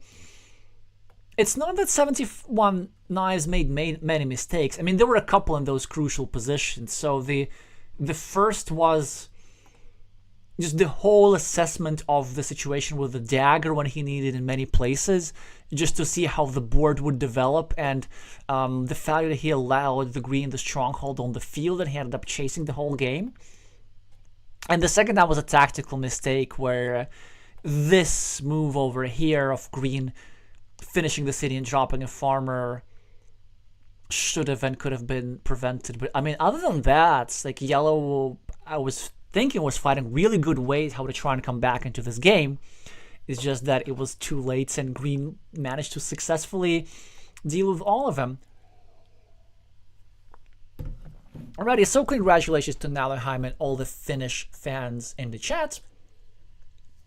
Commiseration to all the Belgians and good luck in the next rounds. And we will be moving on to our final duel of the evening between Danielayala of Mexico, a player who has been a national champion of two countries, both Mexico and the United States, in different years, of course, and the former captain of the German national team with the screen name Meami. What is that? What is that? So you're telling me that you're having a tournament game and then 15 minutes before you practice playing expansions. How does that possibly not mess with one's strategy? Well, let's find out. I mean, I don't mind, like people playing whatever they want, but the strategy in expansion Carcassonne, regular Carcassonne, is so much different that mixing the two can really mess with you. And we'll see soon if my concerns are justified, as the players have been playing for just 5 minutes, but they're almost finished the first game. And I'm not even going to bother analyzing this first position. I'm just going to leave this on the board for you. You can enjoy the aesthetics of semi-blocked cities and the horizontal map stretching into minus infinity over here and plus infinity over here, as I take a 1 minute break to get myself some hot liquids.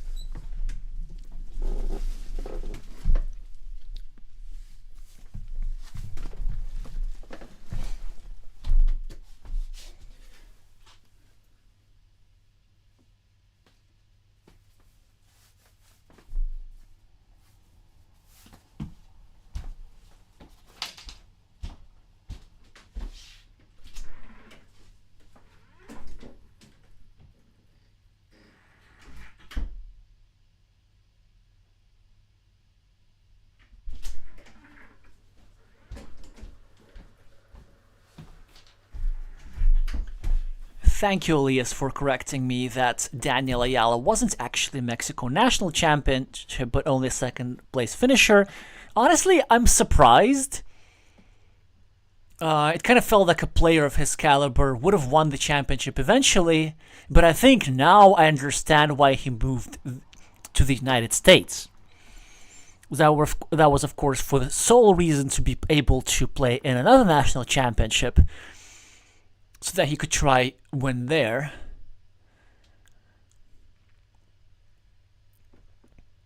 Well, let's see if he manages to win this qualification match in addition to his already existing titles.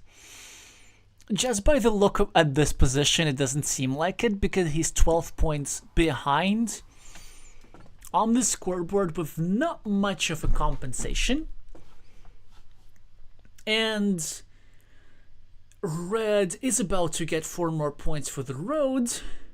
At least one good thing for blue is that blue is about to go over here and block red's meeple like this with just 1 point, whereas blue's meeple on the city is already scoring 7 with a chance for further expansion. So this would actually reduce Daniel's deficit from 12 to just 9. No, 10. So 12 points on the scoreboard, 15 because of this road, 16 because of this. Wait, that's interesting. And not comprehensible to me. Okay, bear with me, but I think if I'm not completely mistaken, then 1, 2, 3, there's still one starting tile that goes over here. So, so then I'm surprised why blue wouldn't go over here and block. Maybe he thinks that he's so far behind that he can't even afford to spend a single tempo on trying to block, and so he wants to draw this tile himself and go for a coin flip. I don't think he was that desperate just yet. And surely now he'll block. Or does he still want to be desperate and go over here and meeple the monastery? Okay, the fact that he now made a move which does completely nothing makes me think that either I miscounted the starting tiles or Daniel miscounted the starting tiles. It has to be one of us. But the more I look at this board, the more I seem convinced that there's still a tile that goes here. And so that's actually quite interesting. So Daniel's risking hard, going over here to meeple 6-point monastery and hoping to still complete this road, get a meeple back, maybe finish this monastery. I kind of like this strategy. Now a bit of a difficult decision. So does he go over here and take 1 point? And he said yes, and then preserve the chances of finishing this road. Or does he go over here and take 2 points? So he does make the 1 point sacrifice for better safety. But red in the meantime defends.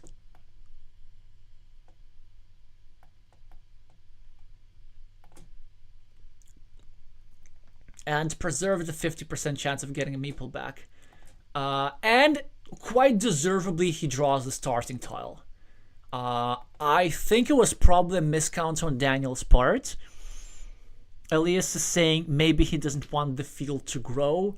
Like, when you're behind a little bit, you don't have the luxury for these sort of positional considerations. Okay, well, you didn't want the field to grow, you just like lost the game on the spot, so well, maybe we shouldn't be that quick. You know, he does get the meeple back with 4 points. He has a chance of getting a tile over here. But 16 points on the scoreboard, farmer here, farmer here. I don't think 9 tiles remaining are sufficient to make a comeback. But I'm absolutely open to be corrected in the next minute or so. Let's see where Daniel places this Dorito tile.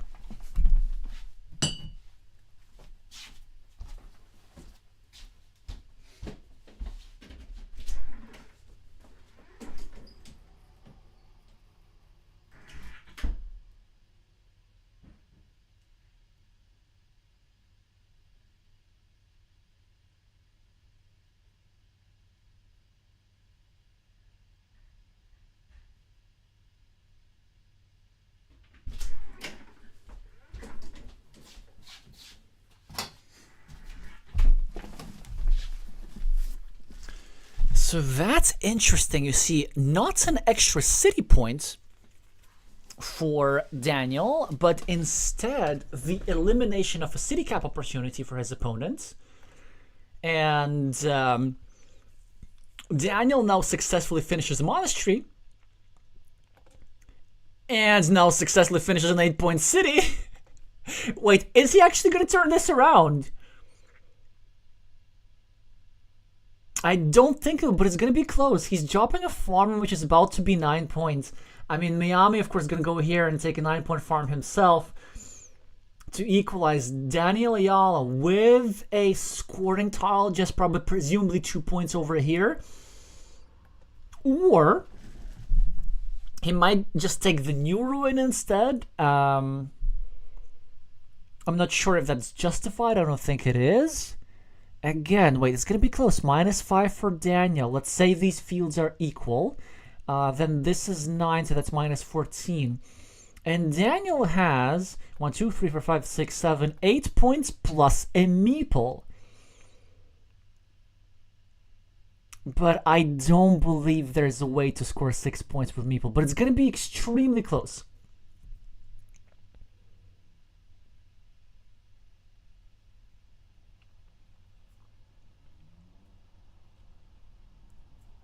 Daniel with a Dorito tile was going to connect over here, but Meami immediately blocked the square. So yeah, so these points which I counted as equal, red hasn't even cashed yet. So they're no equal yet. They're going to be equal if blue is gonna go here.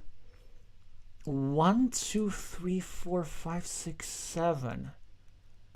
I think there may be a way. So let's say if blue goes here, gets 4 points for this piece, and then hopes to get the last remaining straight line to connect. Let's see if it works. 1, 2, 3, 4, 5, 6, 7. Yes, there is still one, but can red block from this side or not?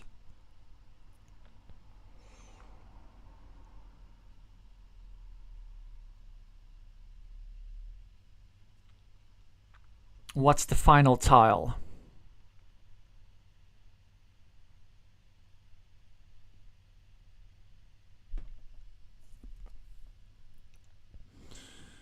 I should be faster than this. It's the same. Somebody help me out in the chat. Alright, no crossroads, no curves, no monasteries of any kind, no regular Doritos, no other Doritos. 1, 2, 3, 4, 5, 6, 7, 8. No big tiles. No starting tiles. Oh, I think it's a dagger. No, it's not a dagger. No daggers of any kind.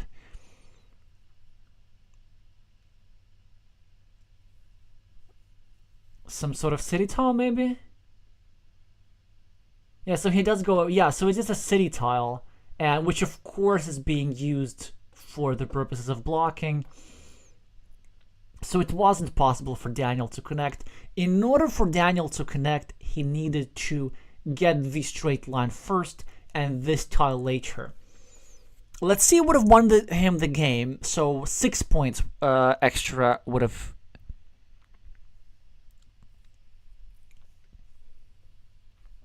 occurred.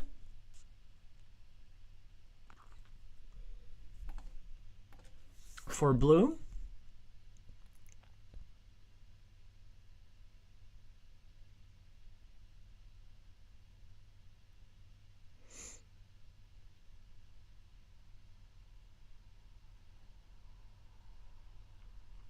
How interesting. Okay, so actually those 6 points would not have been enough, because he would have connected to the field and gained those 6 points, but he started the game.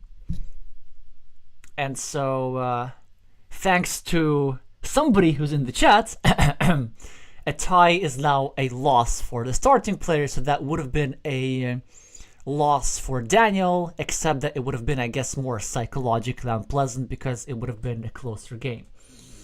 So yeah, now what a very, very unusual refusal to block. On the other hand, like such a spectacular monastery plus 8-point city build-up, that it certainly leaves us hope that the second the second game of this duel is going to be close and interesting and all those good things. Okay, I'm confused. No, I'm not confused. Okay, so the players have changed meeple colors a little bit. Daniel is now black, Meami is now blue, Meami was red, Meami no longer red, Daniel was blue, Daniel's now black. Nobody's red. And now again we have black and blue, which will not help me mixing up colors verbally, but I will do what I can.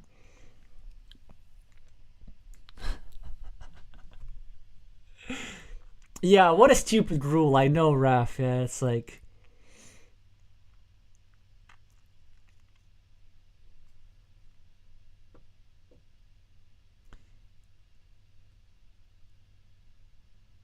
plenty of options to come for a tiebreaker, and that was the choice?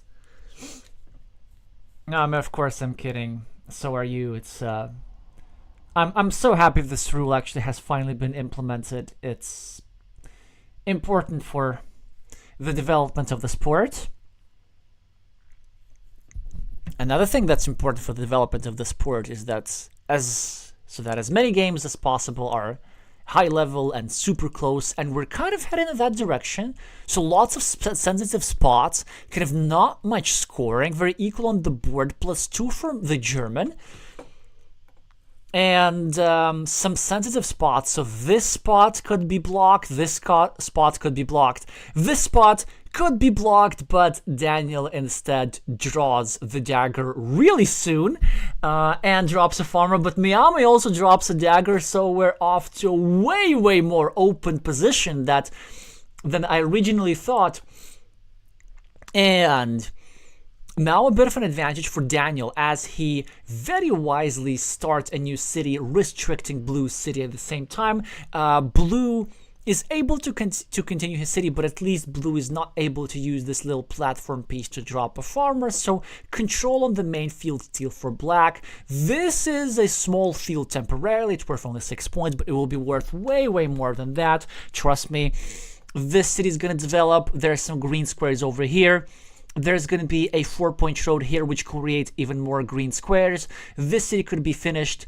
This city is probably going to get finished now, but Daniel is probably thinking between 3 moves: going here to secure the city from invasion, or simply going over here, starting a new city next to his monastery. I believe this move is best because it kind of slightly restricts Blue over here.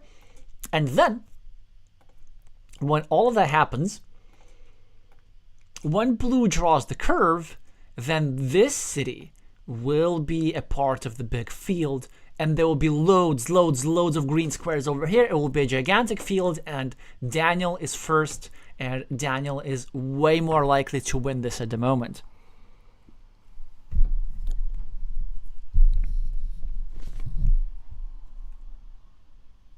Of course, it kind of depends from the position to position.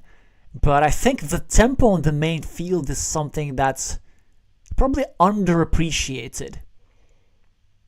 I would say in the right circumstances it can be worth 4 points, maybe even 5, honestly.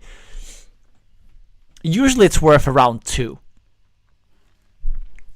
But it's worth like around 2 points in games where both players are at a very high level. Because in those games, both players try to not only make moves which give them good expected value, but also moves which reduce long-term variance. And that's why you'll typically see high-level players creating a group of several separated small fields instead of a big one.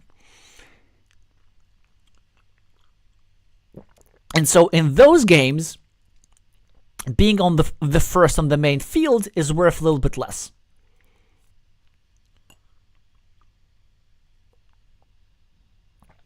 Daniel started a new road, which is interesting.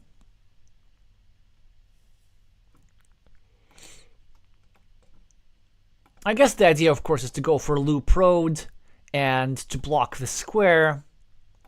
But I don't really think that you need to block the square that badly. Because a situation that could be unpleasant for Black is that like if both of these squares are blocked, Blue is going to have only one meeple blocked with a good chance of developing it further, and black will have 2 meeples blocked. And with the farmer already invested, that's certainly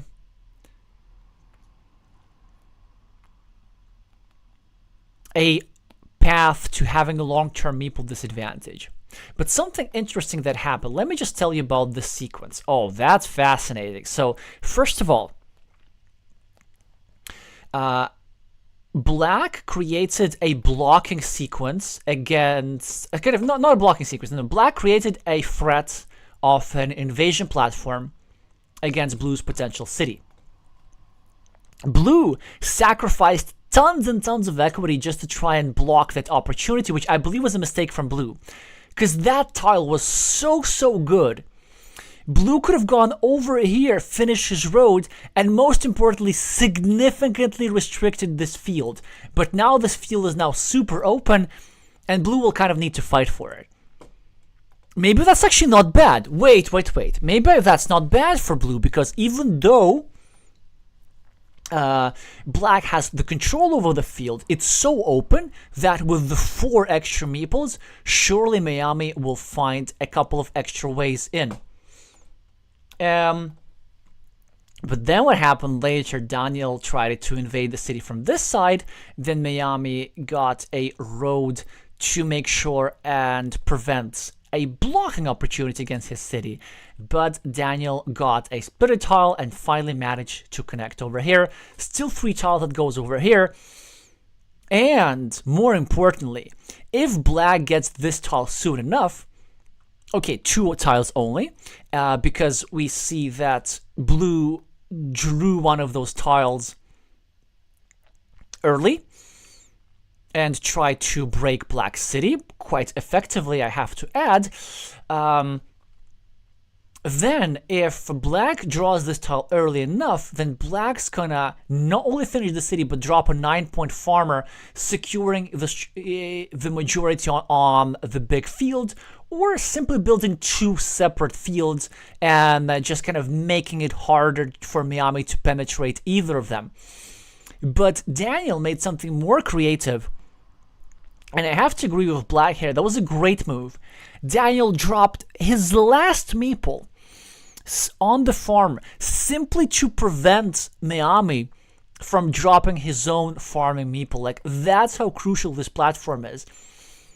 And the idea of black is that he hopefully can get a meeple back soon from this curve, and then he won't have to suffer from playing meepleless. Now, his suffering is probably going to continue, because Meami is managing to, well, if not, but really restrict this meeple. I believe there's still tiles that go there, such as the one Dorito, whatever, but it really makes this way longer. Like, what I was saying, yeah, so it makes the wait for the right tile statistically way longer for black, because it takes away all the simple curves that black could draw. Now, black is trying to simply add a point to blue's blocked city, so that he can put himself 1 tile away from finishing the monastery. The problem is that this monastery is still easy blockable if Meami is to draw any city tile, or Meami could simply go over here and drop a farmer.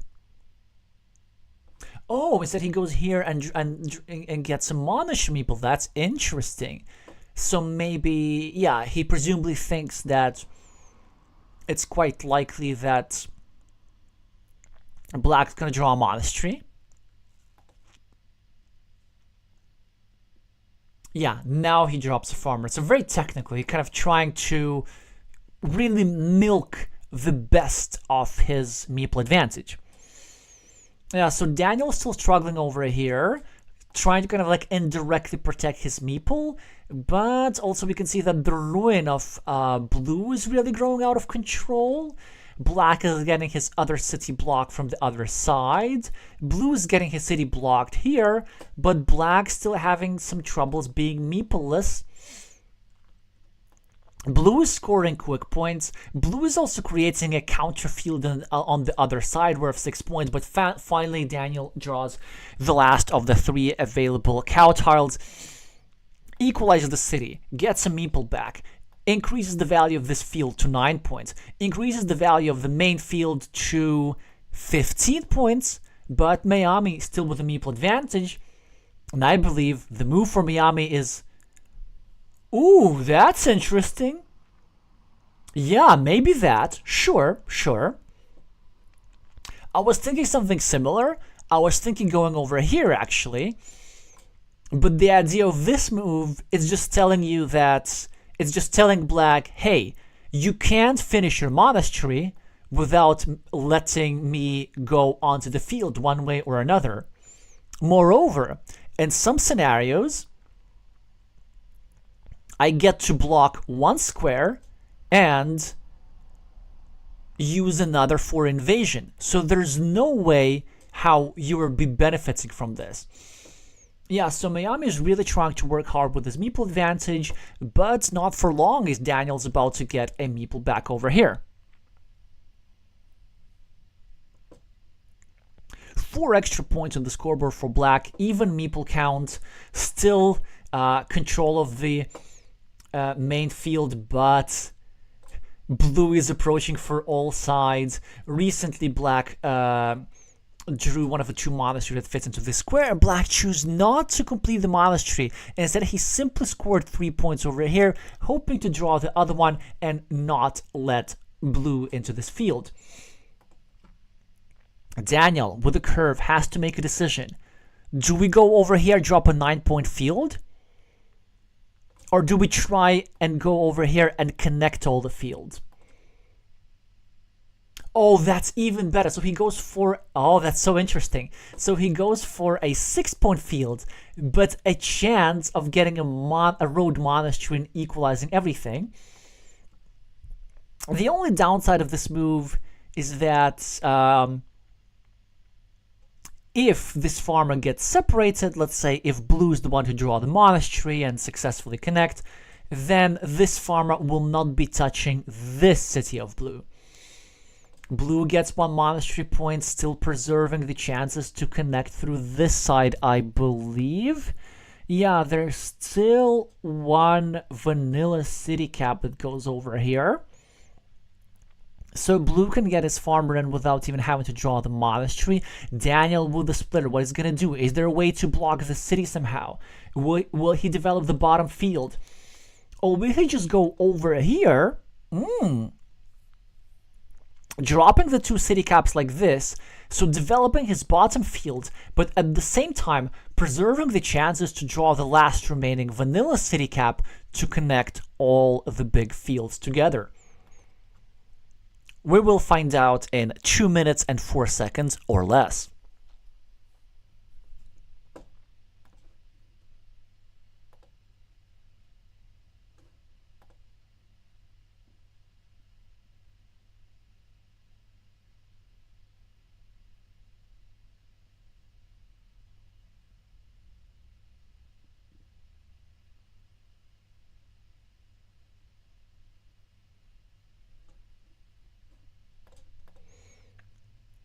Okay, so he does choose to develop his field, but on the other side.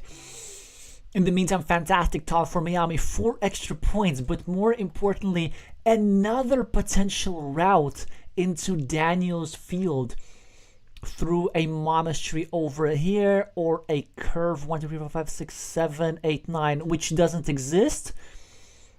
Maybe a dagger tile, no dagger tiles, but still, at least a monastery goes over here. But a monastery is not necessary as Meami manages to connect through the other dagger. Daniel with the monastery, managing to connect his other meeple with a 2 versus 1 majority on the field. And Meami with a straight line. I believe still 1 tile left to connect this farmer. But will it be enough? Probably not with the 3 monasteries over here. Meami does connect to the field and equalize. And he has a huge ruin, but I don't believe it's quite enough. It's going to be really close because Black manages to really develop his bottom field for 15 points. That was so interesting. Meami saying grats, so that means that Daniel did win, so that means that we're getting a third game. Perfect evening so far. Let's see that point difference.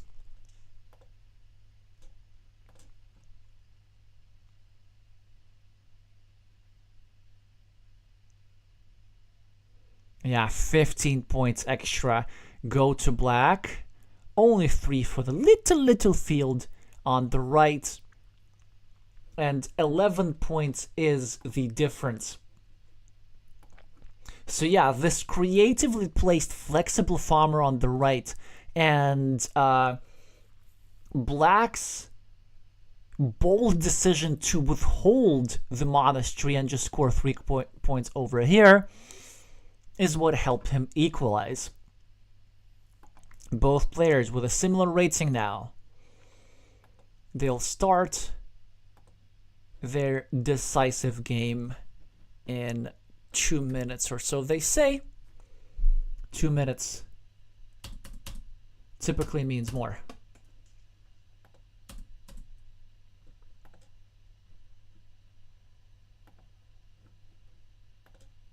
In the meantime, that should be enough to try and adjust the score, make it a little bit prettier on the screen like this. Alrighty, I need to know who you're rooting for. I need to know, are you rooting for Meami, for danielayala, for the decider game? And I also need to know who you think is gonna win, because I don't know.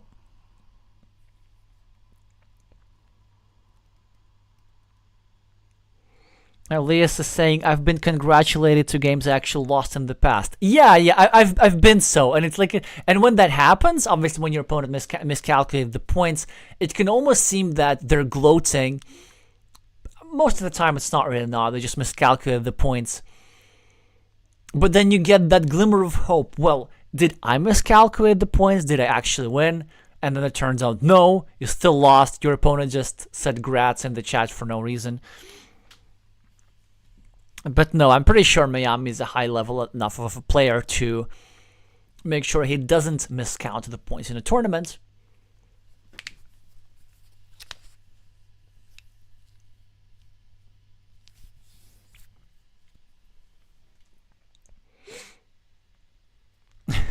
Yeah, or the other option, Raf, is great. Or maybe they calculated the points correctly and congratulated themselves.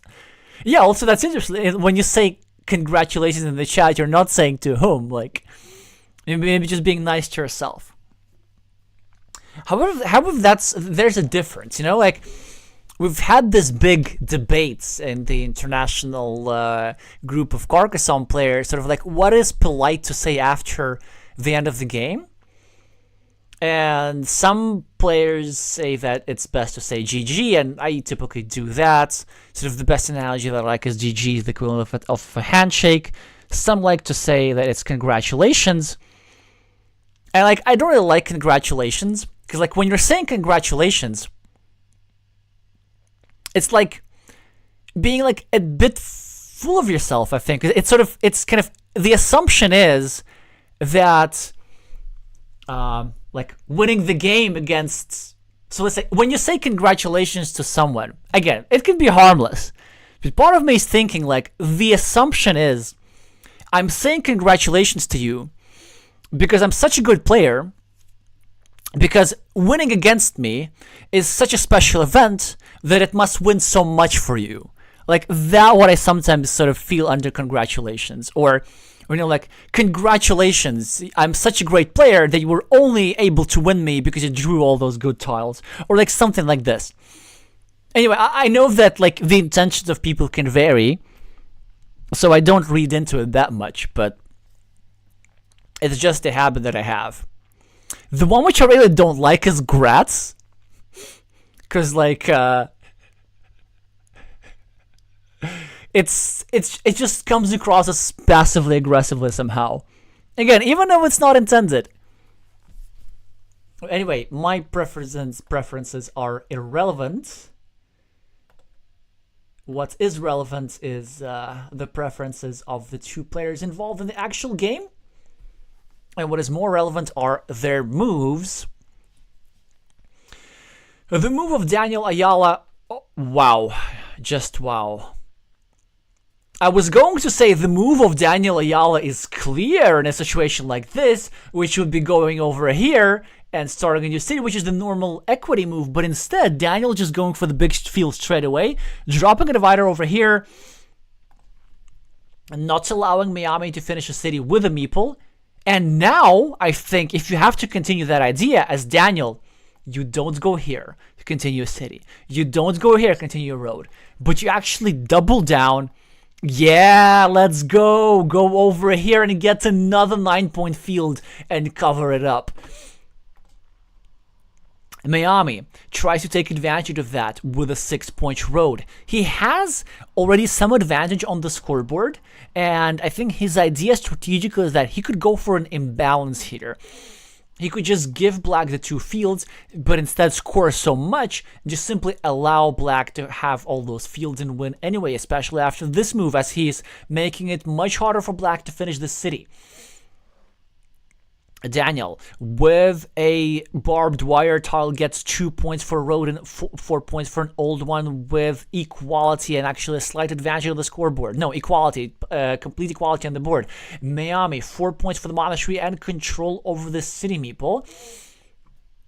The field position for Black looks great. The city position, not so much. Excellent move by Black, eliminating a connection platform. Now, 12 points for this field, 9 points for this field. And not many ways for Meami to invade. Well, there is one. He could go over here, and then he could draw a, like, curve plus city tile, something like this. It doesn't do it just yet.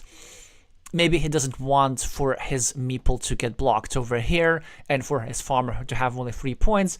But I argue that if you go over here like this and drop a farmer, it's strong, because even if your meeple somehow gets blocked over here, you still have a 3-point farm with green squares that you can develop later. So that meeple will not be lost. Also, that move would obstruct this city by Black even further. But instead, Blue tries to obstruct Black city over here, at the same time adding 1 point to his monastery. Certainly another valid move.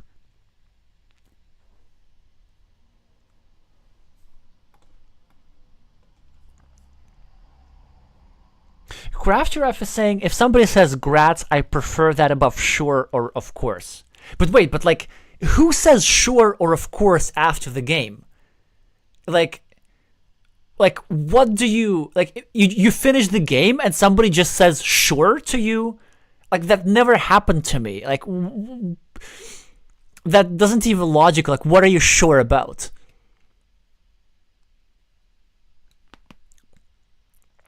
Black starts a 3-point road, which I believe is a misjudgment.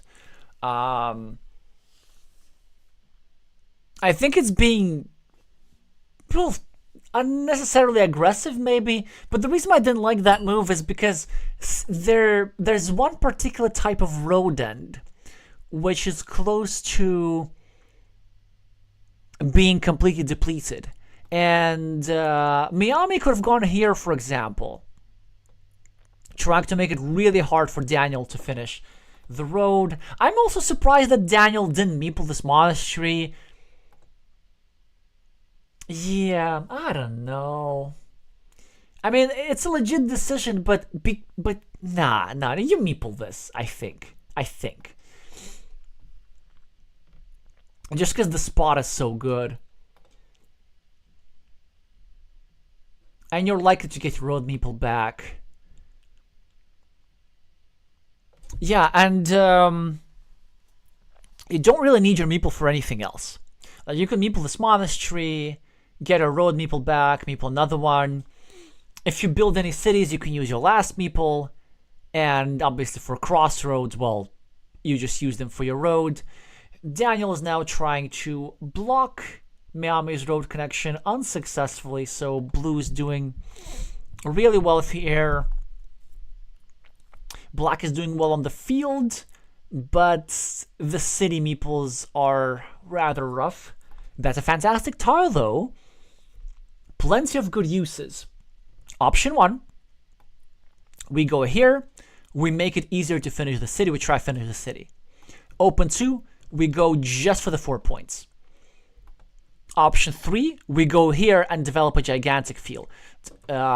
Daniel goes for option 1, and it pays off immediately as 6 extra points go to the Mexican scoreboard.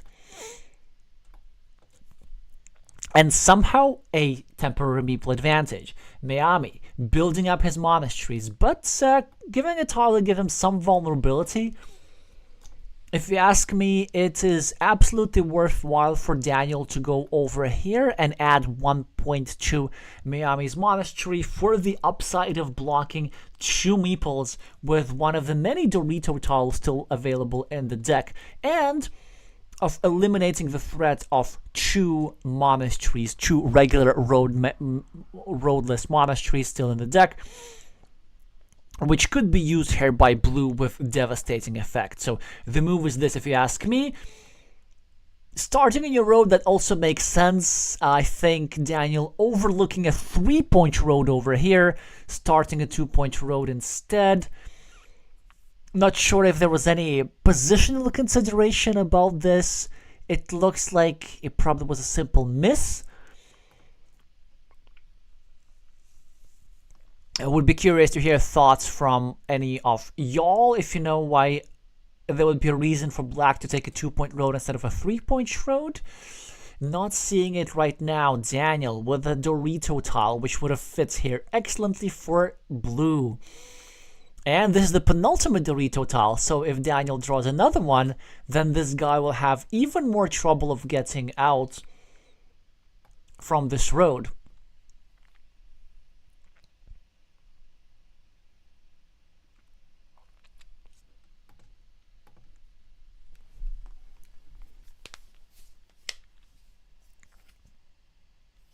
Yeah, Lisa saying sure is probably an answer for GG. But here's the thing, like, I typically don't say GG, I don't say anything. Sometimes I say GG. So then, like, if you don't say GG yourself, then your opponent is not gonna get the answer. I typically think, yeah, so what I typically do is just, like, click the thanks for the game button. Or for an opponent whom I know personally, then I sometimes say GG, yeah.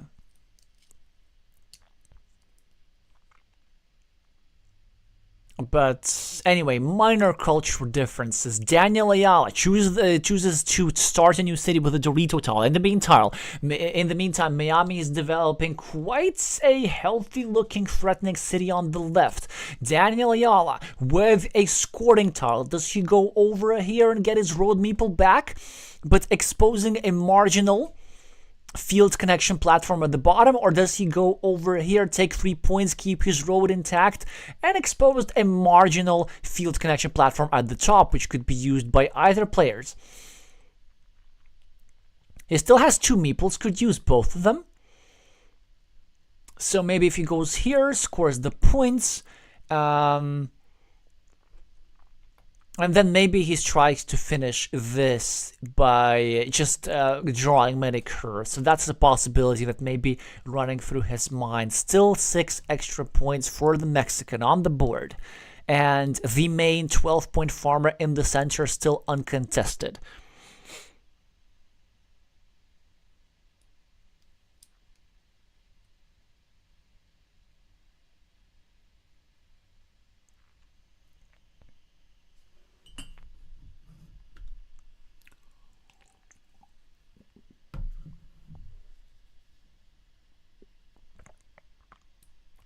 Yeah, as for responses for GG, I was playing this game of Scrabble the other day.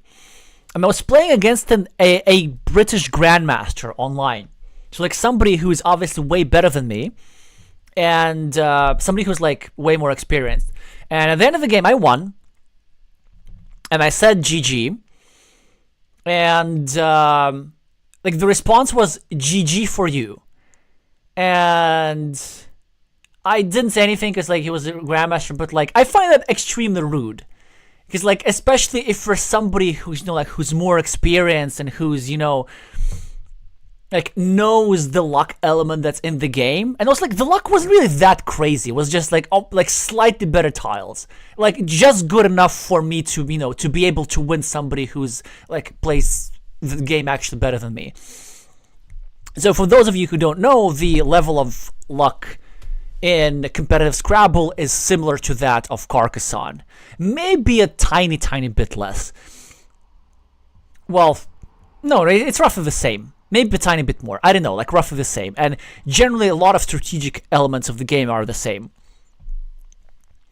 So, yeah, like honestly, I hate when people do that. Just like be graceful in defeat, be graceful in victory. Like that's should be easy, but it not always is.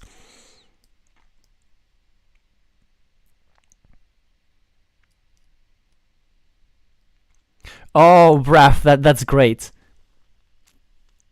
Oh, actually, thank you for pointing out. Raf is saying, no, it's not true. He thought he could have played better. It didn't feel like that in context. Oh, yeah, maybe I shouldn't be that quick to judge. Actually, thank you for pointing that out. Well, at least, like, I myself, I felt that I didn't have to make, like, any super difficult decisions. So, like, I did get better tiles, obviously.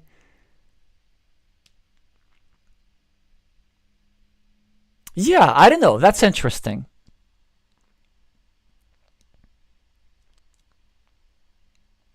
Okay, gotcha. Hi, Sergey. Saying GG is a complicated topic for us. Yeah, the reason we're talking about this, like, nothing really much is happening in the game. Both players are taking their time, which is great. So I'm going to comment a little bit on this. So first of all, from that difficult decision, Daniel actually decided that he needs more meeples and simply finished this road over here. And also decided that like this fields connection platform over here is not that dangerous, because whatever tile that goes over here, it will, if Meami drops a farmer here, there will be few tiles that fit into that square, and even after that, it's possible to block that field connection. So that is not super dangerous. He decided he needs the meeples. On his next turn, he immediately used the meeple to drop a farmer here, trying to use one of the couple remaining curves, literally couple, to connect over here to this farm. Well, I mean, because the farm is worth 15 points. It's a good farm.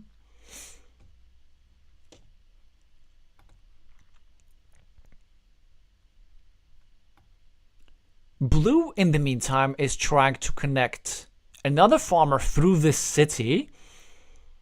And it looks that it is working out like a charm, as Danielayala immediately drew the tile that would have fit into that square, but now he's having second thoughts if he wants to even use it. I don't know the answer to this question. I think actually that you don't want to use it. I think you want to, I think you want to do this and then try and block the city over here. And if you're unsuccessful, even if you're unsuccessful, even let's say your opponent defends, then now your opponent has just one dagger tile to go here or to go here. And so then you're really not losing those extra 6 points. You're just losing whatever those points you're going to lose from blue finishing this city. A shared city is being completed. Now, of course, this city is being blocked. In order to connect to the farm, blue desperately needs the one remaining dagger to go over here and take the 6 points and connect to the field.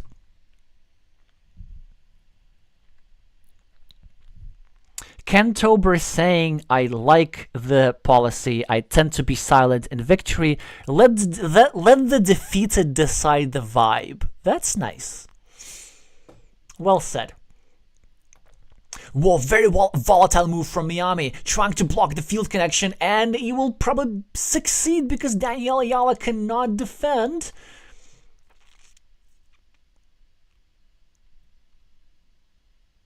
And also, it's a very volatile move because notice that instead of going over here, blue could have actually sort of secured the field connection by going over here and trying to connect to the black meeple from the other side. But instead, he wants to say, you know what, I'll block everything. I'll block you over here, and then I'll connect through this side myself. And it could work because Daniel doesn't have a really strong defense. And he'll now need to decide. Yeah, he doesn't even defend. He doesn't even bother. He just decides to take a ruin. But Meami now uses the other opportunity. Instead of blocking, he just simply connects to the farmer. That is beautiful. So maybe Daniel actually should have done something about this. I don't know. We'll find out in a second. I know. Maybe Daniel is deciding that he can afford to lose the big field. Maybe he wants to actually finish the monastery, finish some other feature on the board, and be okay with having just this 12-point field. But I don't think it's going to work because if blue successfully connects to this field, and if blue actually overruns this field with a 3-2 majority, which is a real possibility now, then blue is going to have 6 extra points for this city, and this field's going to have 1 extra city, and this field's going to be worth 18 points. And I don't think it will be that easy to compensate for. On the other hand, this guy could go over here and have a 6-point field here. But then blue would win because of a 6-point monastery here and an extra a 6-point ruin here and an extra monastery here. Yeah, so maybe this move by Daniel was a question of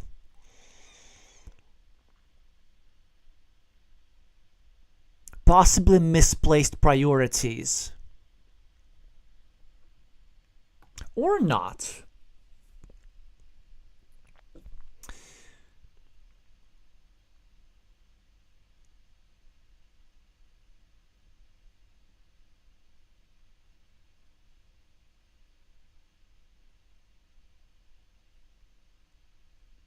Well, Daniel does win the coin flip. Start a new city in his farm. So this means that this farmer is not getting anywhere. And Meami's typing something in the chat, probably saying I can't hit the 75% today. Yeah, but like, maybe, but is that the most productive thing to be typing in the chat whilst the game is still going on? No, it isn't.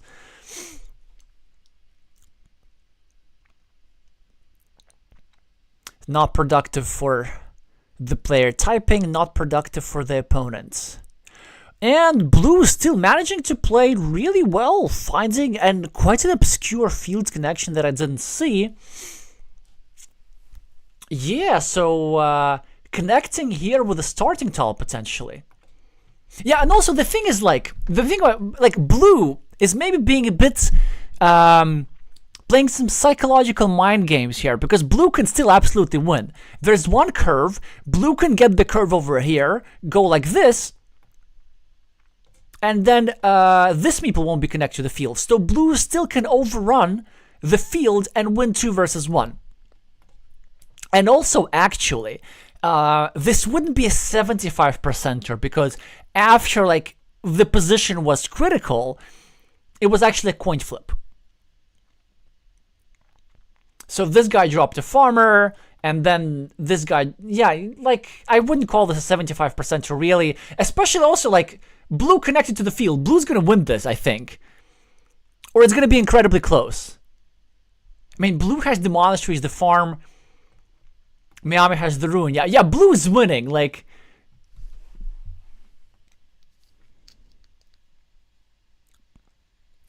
Elias is saying I would have gone for the indirect defense. I agree. Daniel gets a meeple bag, but I don't think it's going to be enough for him. He needed that meeple bag just like a little bit earlier.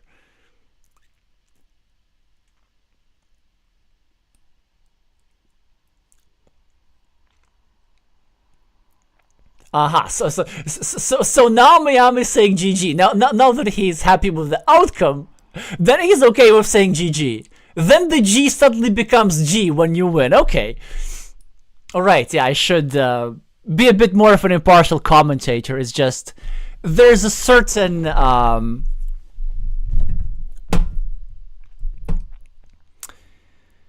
there's a certain way how I like doing things when it comes to expressing respect to my opponents, and not everybody might agree with me, and that's fine. Anyway, congratulations to Meami, like actually well played in that final game. So Daniel going for really interesting strategy with those two farmers, and it almost worked. It was so close to working, but Meami found this field connection, and then this field connection threat, and then this field connection, which could have been prevented by Daniel had only he gone over here. Yeah, so I believe this loss is largely on Daniel, with the tile draws being roughly balanced. Like, Blue did get some good monasteries going on, so I don't think, like... And even if Blue were to lose this, like, it was a... I don't know. I just really don't like when somebody complains about luck, and I really don't like when somebody complains about luck during the game. And also, I really don't like when somebody complains about luck and they end up winning anyway. This is still, it's just about chat. What happens on the board is still, like, Meami played this really well, especially that last game. Absolutely deserved the win in the duel. But I still don't like when people complain about luck. Don't complain about luck. Ever, especially if your luck is not that bad. But still, well played.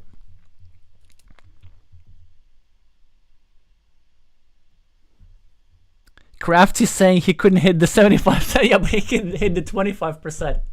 Oh yeah, like with the curve and the city cap. Yes, totally.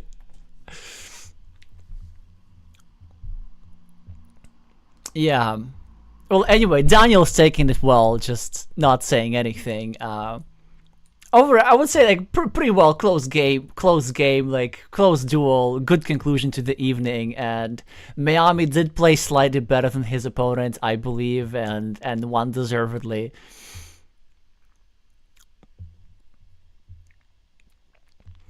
Yeah.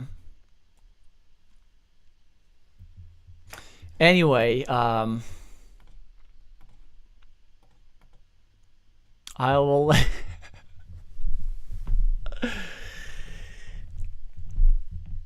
One thing I will make sure to do is I'm going to keep making videos and keep commenting videos, and I will keep complaining about people complaining about luck.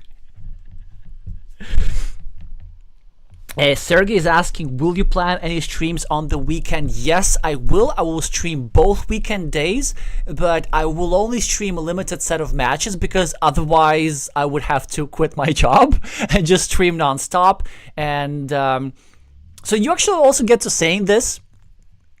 I'm going to wrap a stream in a couple of minutes. Any, like, out of the duels that you want to see tomorrow, do let me know which ones you want to see. And also there's going to be some wrapping up of the day. First of all important, updating the scores on the board.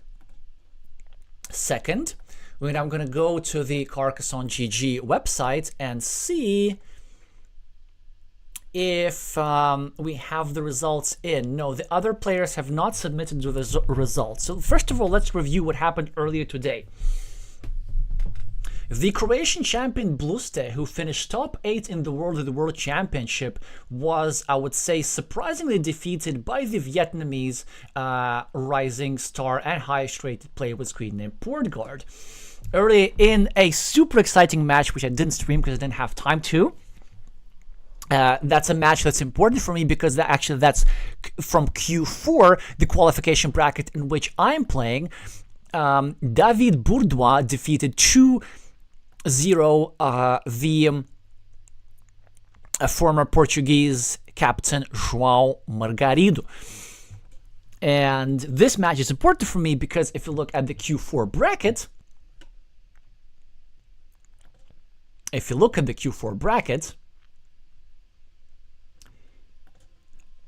then, well, you can see already, yeah, so okay, it's not has been updated yet. And if you look at the bracket, anyway, I'm gonna be playing it on next. Oh yeah, you can see this. So Dev-Teen won. This means that I am playing against Dev-Teen. That actually is gonna happen on Monday at 1700 UTC. And then, you know, whoever wins this is going to play whoever wins this bracket over here. Now, to other qualifications. So let's go back to what happened today. We had from Q1 and Q2, so Nallerheim 1-2-0 against 71 Knives, deeizm won against eltalivan, Meami won against danielayala, and we have two more encounters: Lazybor versus Pablo BC of Argentina, and Siegfried of Hungary versus Locuelo of Spain. No, oh, did I, okay. Did I wrote the Daniel one? Yeah, thank you. That just shows you my bias towards the non-complaining player. But no, Miami still deserves it. Like, what happens on the board is way more important than what happens in the chat.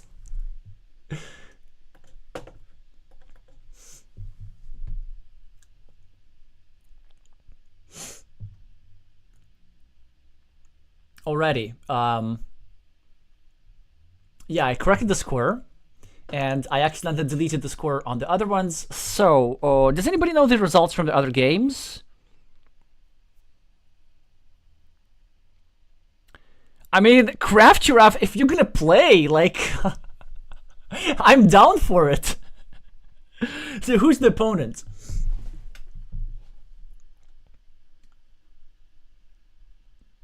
I mean, of course I'm gonna continue the stream. It's just so efficient.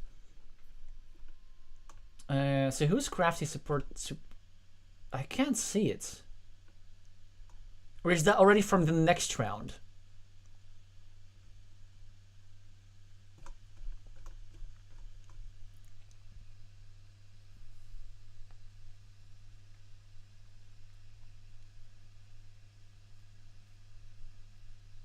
Oh, so that would be the Danish highest rated play with screen name Hubert1234. It's a player with whom I had one very special game, which I've been postponing making a video about, but I'm trying to do that by the end of hopefully this year. Just wanted to throw that out there, a little teaser.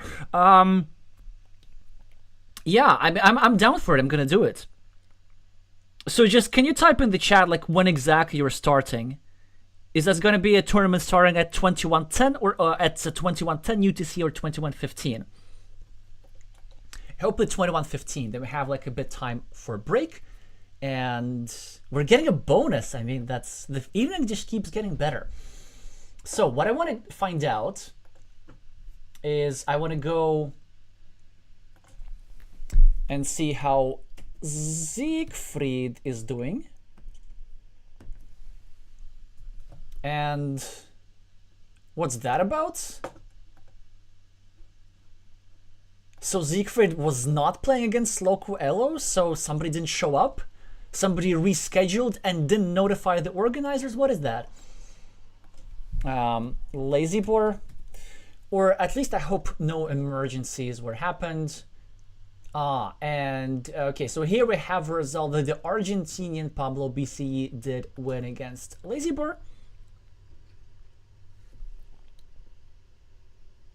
Alrighty, so just type in when you're starting and we're gonna start watching. So we're gonna start watching Craft Giraffe against Hubert 1, 2, 3, 4, round 2. Excellent. Any sort of spontaneity that gets us more Carcassonne is always welcome. I guess I'm just gonna add the other results. Let's see. Can I expand the scoreboard a little bit?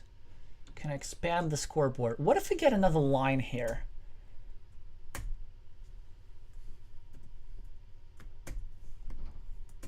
No, it kind of doesn't work. All right, you know what? I'm just going to delete all the results. You saw them. And this is going to be Q1. And it's going to be round 2. It's going to be Crafty, Raf, Hubert, and extremely unique number sequence.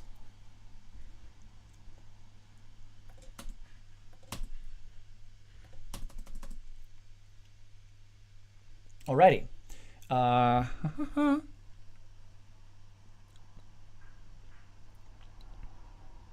Yeah, real-time slow speed. So there are 2 options. Just the normal settings as we witnessed today.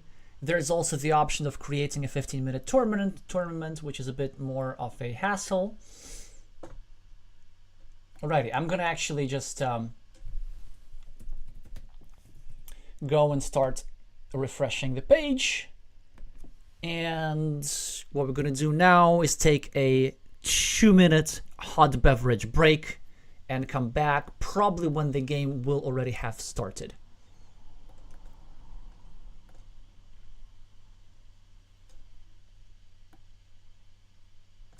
Let me just make this, try to make this look a tiny bit prettier. Maybe something like this.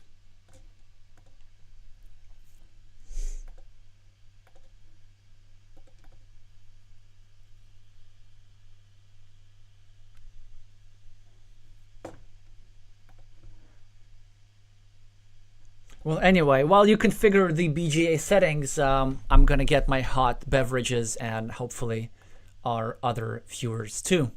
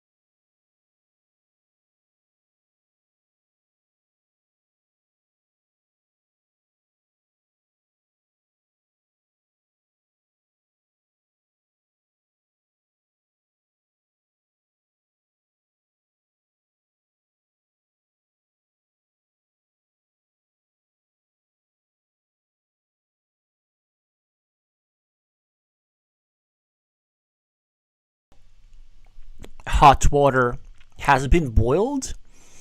The vocal cords of the commentator have been successfully rejuvenated. And Carcassonne is ready to continue. The game hasn't been created yet, so we'll be refreshing. Now I'm going to tell you about the players a little bit. First of all, no, I just want to look at the tournament bracket, because we're now dealing with round 2 again. It's spontaneous. Round 1 has already finished. You just saw that. So, qualifications. Q1. Oh wait, was that Q2? No, that's Q2. Wow, I forgot that Belgium is actually in the second qualification. So what was happening here? So this is the second match. Hubert of Denmark versus Crafty of Belgium. But where is their first result?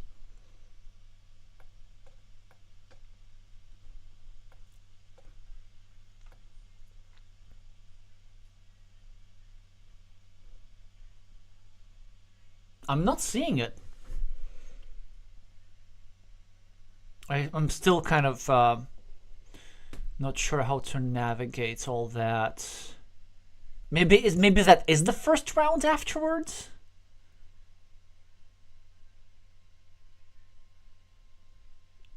Yeah, I think that is the first round.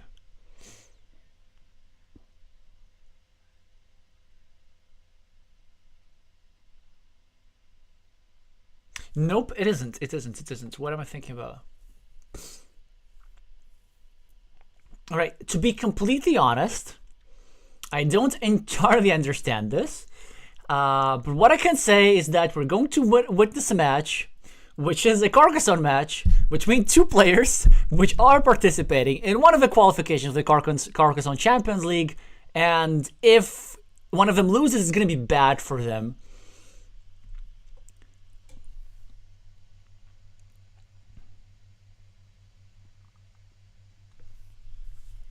Yeah, this is so confusing. Oh, no, I know. This is a calendar. Let's just, yeah, this is, okay, this is better. This is better. Q22. So in Qualifier 2, which is for the national champions and the first and second place finishers of certain countries,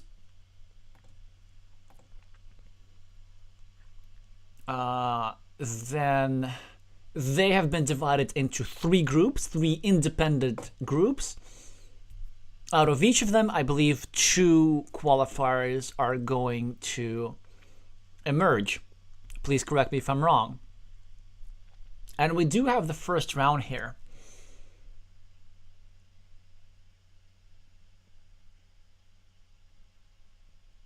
Which I'm now trying to understand. So it appears to me, yeah, okay, so it makes sense. So it's just that either due to their high rating or due to luck in the draw, Crafty and Hubert are starting straight from the second round, as are these 3 other people, Buha of Croatia, people of Netherlands, and these 2 guys. And several participants, looks like the participants from newer countries, Finland, Norway, Lithuania, Bulgaria. I mean, what does CU stand for? And why is Malaysia but CU? I'm losing it. Yeah, so those have to play 1 extra round. Anyway, and then after that, it's like double elimination, the same type of format that we're used to.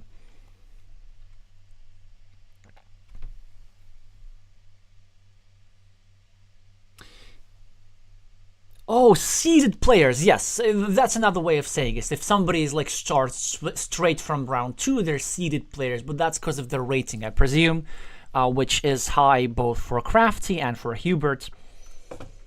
I remember Huber being at like consistently 500 plus. So the game has started indeed 3 minutes ago.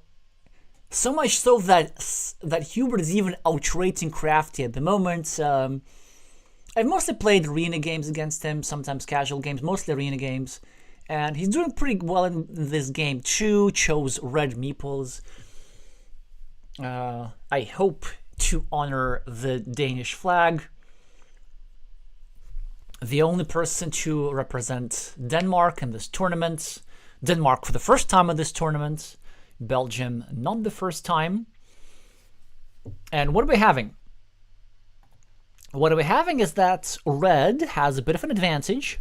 Not on the scoreboard, because 2 points, 10 versus 5, are indeed in Crafty's favor, but these two roads are equal, and red has an extra road, red has starting a decent field, and red has 2 fantastic monasteries. So much so that red is really keen on finishing those monasteries, and that red even added a shielded tile to Black's city, which I wouldn't have done, but I can empathize with the impatience and the desire to finish those monasteries soon enough. Yeah, and so this city was actually really well placed by Crafty, sort of a variation of the Ukrainian technique where you get to control 2 of your opponent's monastery with just 1 city meeple, and this worked like a charm as Black is really close to finishing the city by himself. Chooses to take 4 points now.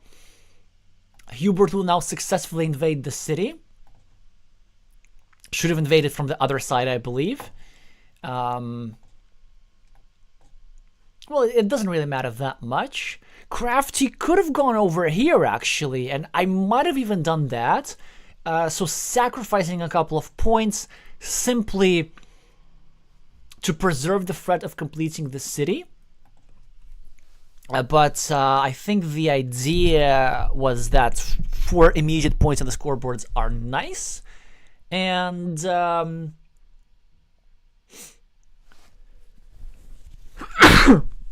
finishing the city is not even that important. Thank you for saying. I mean, CU is Cuba. How difficult was that? CU, Cuba. Also first time for them in this tournament, but not for the first time on the international scene. They have already played in Copa America this year. And the growing lovely Carcassonne community there. Do let me know if you have any Cubans in the chat. Now it should be early evening already.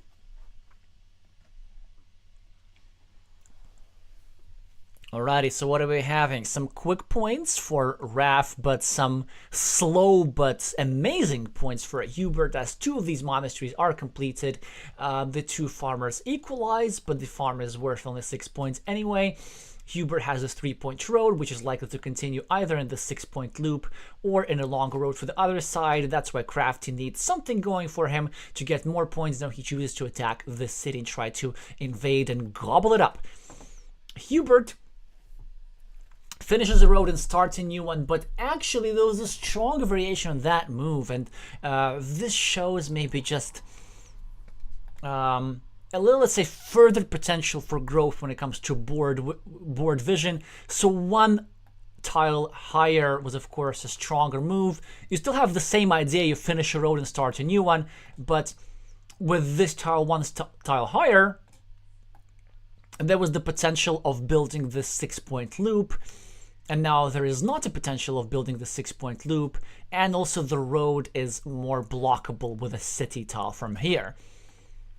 Things like these could end up decisive. I mean, the Dane is doing pretty alright with his 10 points of advantage on the scoreboard. But still, of course, just a little bit more caution with the cross would have put red in an even stronger position. Crafty with a dagger. A decision to make, a strategic decision to make. How is going to win this game? He decides to go for... That's interesting. So he decides to go for a new city. Of course, you don't want to finish that city. You kind of want to go for a Dorito, triple city, all that good stuff, sort of that maneuver. Or at least you want to preserve the threat thereof. A Crafty starting a new city to bring some more life into this position with the intention of finishing the city and dropping a farmer, then winning this farm. The farm's going to be worth at least 9 points after the city is completed. He is okay with leaving this road open because even though it is possible for his opponent to draw 4 points, to draw a curve and get 4 points for this loop, his opponent needs a curve in other places, so he needs the curve over here, of course. And he also needs a curve. And of course, there's also an opportunity for somebody else before this move, right, to draw a curve and go for a road with a straight line. Now, Hubert makes a little mistake, I think. I mean, connecting to the city, but also allowing Crafty to reconnect. But then on the other hand, it's not that easy for Hubert because, like, if you don't connect, then Crafty can just drop a splitter, get a farmer, and get a Dorito here and win the game on the spot with a huge city. So, maybe Hubert decided to prevent the worst case scenario in the first instance. Crafty continues with the plan of finishing the city and going for the farm. The farm is now bigger as a result of this road monastery, adding some more green squares and potential for further expansion. 7 road points go to Hubert's scoreboard. Crafty will now probably connect to the city. This will expose another connection platform, but it's not like there's another good option. But he chooses not to connect. I wonder why. Well, I know why. That's because of the exposure of the other platform. But the problem that I see with this, like, if you don't connect here, yeah, then you connect here. Then you just get the perfect tile to connect, of course. I was going to say that the perfect tile, which is a triple city like this, because a triple city does not expose, is the only type of tile that does not expose another connection platform. The other one, for example, like a triangle, that would have exposed a connection platform anyway. I was going to say that there's so few of these triple city tiles remaining that waiting for one would be unreasonable. And here, black just draws one of those tiles straight out of the deck. And Hubert is now on his heels. He's trying to spend a straight line and creating a connection platform. Denied by black. Now trying to get an opportunity to invade from the other side, or at least to invade from here, or at least to block from here, to allow black to have his ruin, but at the very least prevent the worst case scenario of black finishing the city completely. Black does not get a defense. Now red with a decision. Do you just go for the city points and then try to block the city later, or do you try to go here and connect straight away? He goes for the former route, I have to agree. Given that there are not so many city capitals in here, and that the city is kind of vulnerable, there's still possible to do many things. Crafty now gets 4 points, also makes it much harder to block this square or to connect, but he also makes it a bit harder for his farmer to connect. Still totally worth the 4 points, and now he draws the perfect tile, the road monastery, which surely... that's the question. Risky, risky, risky. Does it go over here? So 7 points go for Crafty. He takes the risk. And the reason why it's such a huge risk is because all the 3 daggers like this are gone. So if Hubert puts any city tile over here, this field connection will be blocked. And this monastery will be blocked. But Hubert draws this tile just a little bit too late, as Crafty manages to get a curve and connect to the field and almost finish the monastery. Hubert now continue his city, exposing another opening to invade or hopefully block ruin, which now firmly belongs to black. Also trying to continue his city. Raf now with a choice. He could go over here, simply continuing the ruin, kind of keeping some threats of completing it, or he could go over here. That would be painful, painful, painful. So he could accept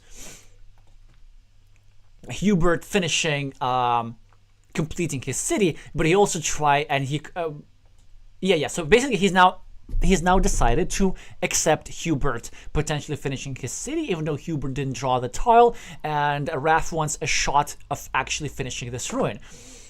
But then there was the other option of accepting the blockage of this ruin, but trying to destroy Hubert's city was the priority here. So Hubert does get his city, a substantial lead on the scoreboard now, almost 20 points. Craft now, with Crafty Raf, with a good ruin, which far exceeds this ruin, with a 9-point field, with an 8-point monastery. Kind of makes up for that gap. I would say roughly even game now. So will really depend a lot. Will Black manage to finish his ruin soon enough? Will Black manage to get a meeple back for the monastery and then try to deploy his meeple somewhere else? Maybe this 6-point field could matter. Maybe this 6-point field could matter a little bit. Crafty, with a Dorito tile, what do you do? Do you go over here and try to block or restrict this road meeple? Do you go over here and add 2 points to your opponent, but at least permanently block this meeple, make sure that it never sees the light of day, given the fact that all the 4 starting tiles have already gone out. So this move would trap this meeple permanently. Instead, Grav just sort of stalls a little bit, drop this tile over here, trying to wait for a better tile to work on. Mistake, clearly mistake. I mean, why would Raf not block this city? Like, why? That would definitely an oversight. So the first real oversight that we see in this game, but a scoring tile for Raf, at least trying to get 3 points and restrict this city somewhat. Still, it's possible to finish that city, given the fact that there is, at the very least, this city cap with the crossroads still remaining. Hubert, with a cow tile, decides to continue his ruin and not drop a 6-point farmer yet. That's interesting. He also decides not to go over here and not to block the square and not to go over here either. Still, theoretical chance exists for Raf to finish this city, but not with this tile. He's probably going to go over here, get a monastery meeple bag, get some ammunition in the form of meeples to maybe try claim the 6-point field afterwards or claim another juicy feature.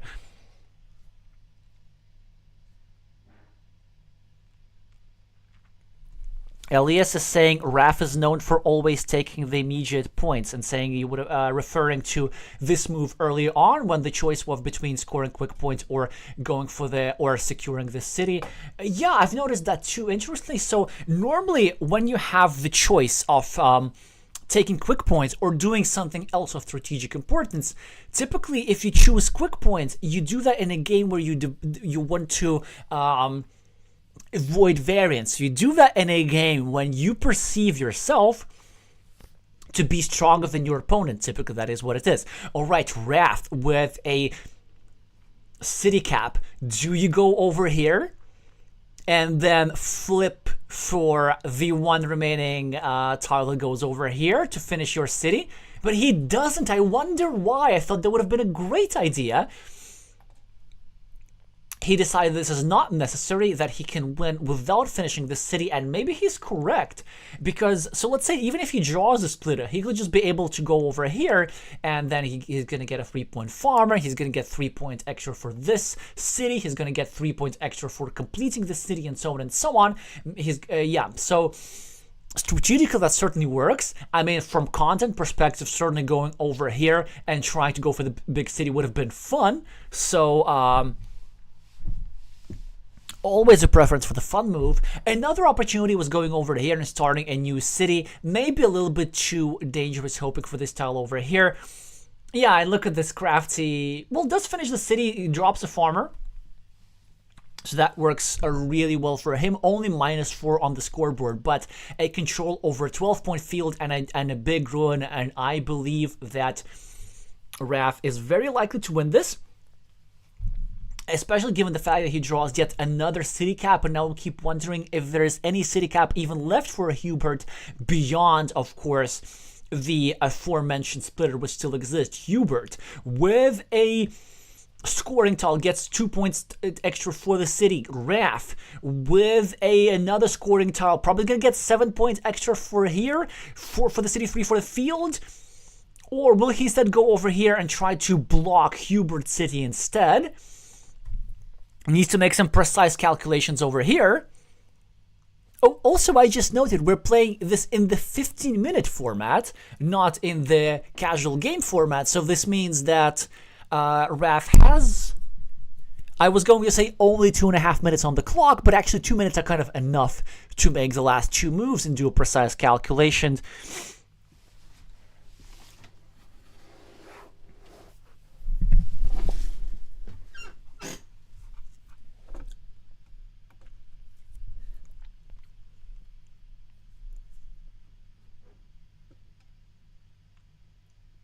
So what are some options? Okay, so let's say, like, I don't know all the tiles that are remaining. I mean, I only know that there's one splitter remaining for sure.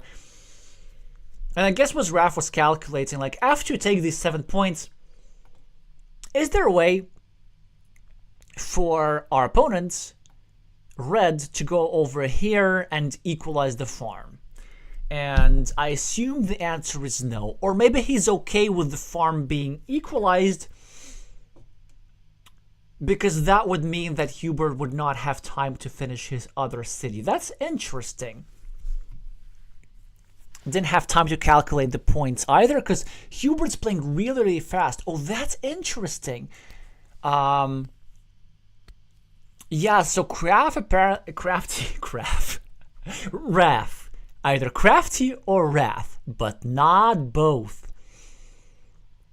decides that he doesn't even need the 4 points. He just needs to drop another farmer to make sure that no invasion of the field occurs. But also, knowing the tiles that remain, he didn't actually need to do that. So, a bit short on time. Raf doesn't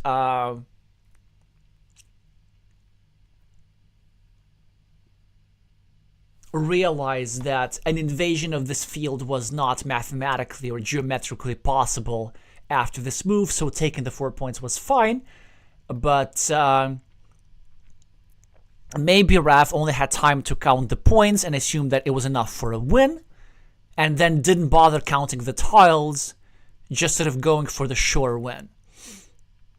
It is going to be close, though.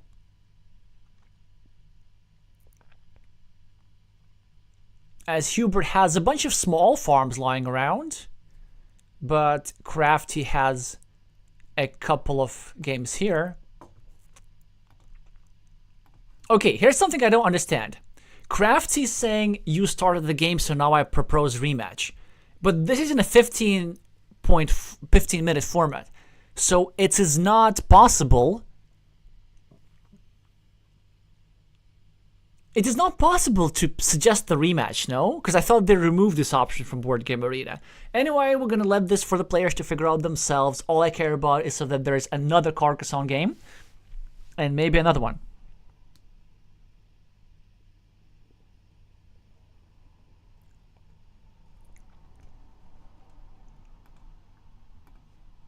Well, I mean, if a connection is, Elias, if a connection is not geometrically possible, that would make it mathematically not possible, no?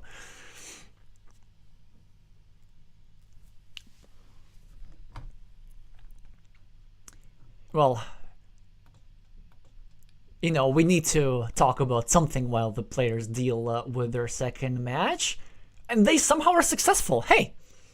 Who would have known? And look at this, Crafty with the best starting tile possible, making it quite difficult for Hubert now to come back. Well, I mean, okay, that's over dramatizing. Like, that's just a fortunate opening. Like, 8 points is not decisive in the opening. It just gives you good probabilities. Crafty finishing yet another city, dropping a farmer. This looks like it's going to be a very open position, but Hubert does not get a city tile. He drops a farmer, leaving this road empty, and Crafty will be super happy to collect those empty 3 points.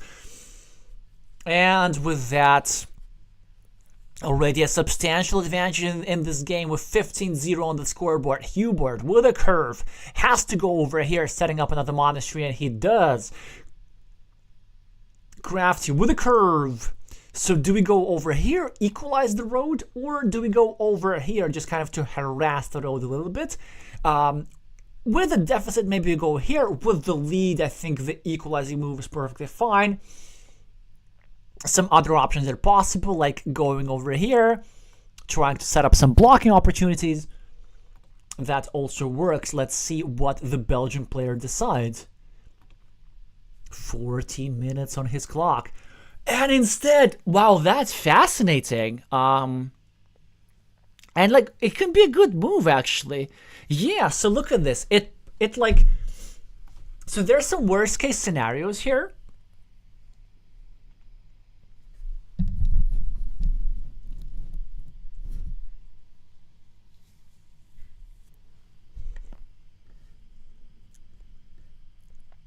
But yeah, so the worst case scenario would be, I don't know, like red drawing a starting tile immediately. But even in that, this move makes it a little bit better because it doesn't allow red to drop a farmer. And this curve does so much more. It prevents monasteries. It prevents city caps, regular vanilla city caps with a farmer preventing monasteries. Raf now deciding to go to the farm, but leaving this juicy city for Hubert, which is immediately taken. Raf with a monastery and also a field connection. Hubert finishing the monastery. And preparing to finish a city and drop a farmer. This is getting super open, super entertaining. Crafty, connecting the farmer, adding one monastery point, setting up another one. Hubert with a curve, no really strong move. Maybe going over here, setting up a 6-point road. Maybe going over here, doing some blocking. And he decides to do some blocking and also drop a farmer. So that if Raf wants to connect to the field, he wants to develop his monasteries, he's forced to bring red into the field. The downside of this move is that it makes this city a little bit more vulnerable. Crafty with a dagger tile. Many good options. Probably the strongest one is going over here, starting a new city, setting up a monastery, meepling a new city, and so on. An alternative is going over here, connecting to the city straight away, kind of reducing the variance. But there are some negative scenarios here. So like if you go over here and you connect to the city, then red can get a quadruple city tile, another big tile, and then drop this tile over here.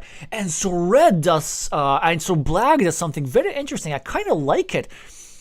Starting a new city like this, and then preparing to maybe block his own monastery? Maybe? Is it worth doing though? Is it? And maybe it is. He decides not to do that yet. I like that. He's kind of like saying, you know, you make the decision. Red, do you want to finish black's monastery? Do you? Red, in the meantime, get the Dorito tile, and as this city was left a little bit unattended, it's only one tile away from being finished. This would certainly put Hubert back into this game, and then some. Completely agree about the nuts in poker and the use of the word mathematics. This also means that I used it correctly in the last game. Hubert, with a city cap tile, managing to drop yet another farmer, but this blocking move allowed Raf to at least try to invade over here and prevent Hubert from finishing the city quickly. Hubert trying to reinvade or at least block this connection to preserve a small 5-point versus 1-point mini battle. And this is what Hubert opts for. In the meantime, Crafty finishes a 6-point city at the top, opening another one. Crafty with a city cap, probably going to pick up the quick 4 points. Or does he have something else in mind? No, the quick points go to Crafty.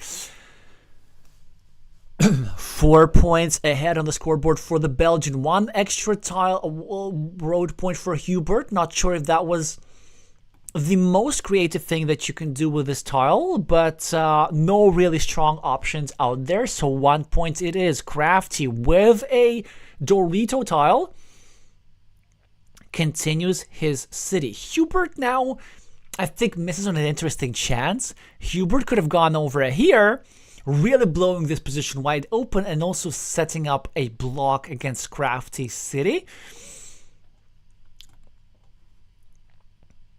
Yeah, you know, like going over here and creating a monastery-shaped hole, which can benefit either player, would have certainly been a fun spectacle, but it is not going to happen.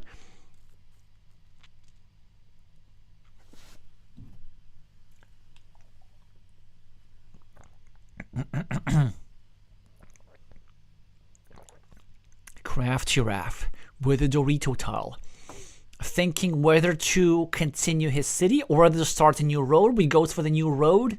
Probably was considering the block as well, which would not have been the best move for a variety of reasons. So Raf is still trying to aggressively score. Now about to finish the road over here. He's not going to finish his monastery just yet, but now I'm starting to think. After these two cities over here, placed by Hubert, this farmer is starting to look pretty good. Even if this square gets blocked and black gets blocked at 8 points, then red gets denied the access to the main field. But red still has this field to work with 2 completed cities and some potential green squares, some potential further expansion like this, potentially bringing this city and this city in. So this farmer is, let's say, like better placed than it might otherwise seem. Now, Craft is really thinking whether to finish this monastery or not. Thinking for a long time though. It's a crucial decision. I would say still keep the tension, just finish the road, and let the opponent make the decision over here. But most importantly, maybe just don't spend so much time on this move, because he's already at 4-minute disadvantage. Sure, a fine decision trying to keep the field small, and maybe going for an imbalance over here. With 10 extra points on the scoreboard, certainly he must be thinking that just relinquishing the field and going for scoring is an acceptable path to victory. So let's see what he does. He could either score quick points here, at the same time also blocking the city cap from being taken advantage of by the Danish player for easy quick points. Or if you get really into aggressive scoring, you go over here, start a new road, and you hope to draw a road end to get like 6 points like this or 8 points like this. So that would be an option. Another option would be to go over here and drop a farmer straight away, which I think is a bit of an overreaction, but that is what he does. So he goes for the field. Yeah, one of the things why I think it's a bit of an overreaction is because like the field is still small enough that you're like don't have to fight it just yet. You can still keep your win conditions somewhat flexible, and there's still a couple of other platforms to do this. And normally you want to just get a couple more meeples back on the board. This one especially to just consolidate a little bit more before you fight for the field. Another reason is because there's still this connection platform. Red can quite easily drop a farmer here, connect, and then still maintain a +1 majority, whilst black has sacrificed some points in order to save this farmer. Black with a dagger, probably going to go over here and finish his city. I think definitely going to need a meeple back here. Red being really, really volatile here, so just going over here, trying to set up a blocking opportunity. Of course, red is threatening to get a Dorito and block the square, which would trap this black meeple with just 4 points. And also, red is just setting up all kinds of things. Okay, you have to be kidding me. How do you not meeple this road? Like, leaving this empty, that was fine, that was creative.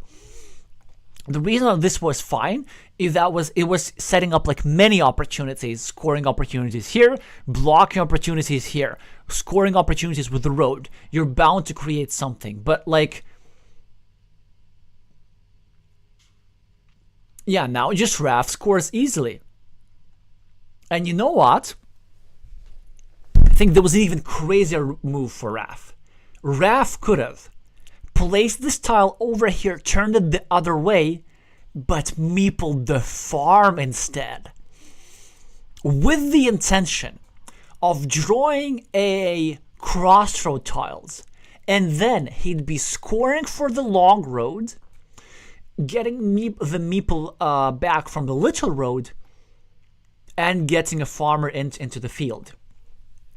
It might seem reckless to some of you, but it actually isn't. There are still 3 crossroads. Okay, no, it is kind of reckless, actually. I mean, it would have been fun, but it's a bit too creative, but still an opportunity to consider. The reason why I like this idea is the fact that this meeple is likely to need a crossroads anyway, so, having 2 meeples need a crossroads is pretty much the same as having 1 meeple need a crossroads, but no, sort of, the Raf's approach is actually a bit more low variance. Just meepling the road over here, taking the points, and simply keeping the field a bit smaller, and trying to complete this road with a simple curve. And look at this, as I said, what would happen, Hubert did drop a farmer over here, but Raf managed to block with the 2-point sequence, and I think there go Hubert's winning chances pretty much. Yeah, in a game where Red even looked like he was having a bit of an advantage, Red is going to have a really hard time having his meeple blocked over here, but all is not lost. Even though Crafty Raf now scored 9 points for the Evil Hamster Monastery over here, there's still some chances for Red. Red drew the splitter, which is a crucial tile for them. They can go over here, try to connect, unless, of course, Black draws something like this over here, which would, of course, block his meeple, but Black doesn't, so that's great for Red. Red could go over here. Red can still connect this meeple, which would give him a 4 versus 3 majority. 4 versus 3 majority, which would, render this meeple pretty much useless. Or Reds could just simply try and block this connection square as well. So the field situation is looking good for Red, the scoreboard situation not so much. So much so that Crafty, especially after this monastery, he can actually still win without the main field. And whether that happens or not will depend on how quickly Crafty gets a meeple back. Now it looks like Hubert is, trying to connect all the field meeples, and I think Crafty can just simply let him. Or maybe just go over here to obstruct a little bit, to force your opponent to spend a good tile as opposed to a simple curve on connecting over here. Or maybe just if you go over here, you force your opponent to need a city tile for connection in both places, in both the north and the south. The move that would win Raf the game on the spot, I believe, would be something like a curve, which would allow him to finish the 4-point road and drop a 9-point farmer over here. That would pretty much do it for Red. Because, also, Black has so many threats. Here, he could get a meeple back, but Red is scoring. So that is working out for Red. 6 points for Red. Black's probably going to get 3. And then Red might want to get those 12 points for himself. We're going to see. Both parties still with 1 meeple. Will Raf decide to score or just drop a farmer on the spot? Despite the appeal of these 12 points, I actually believe that scoring may be stronger.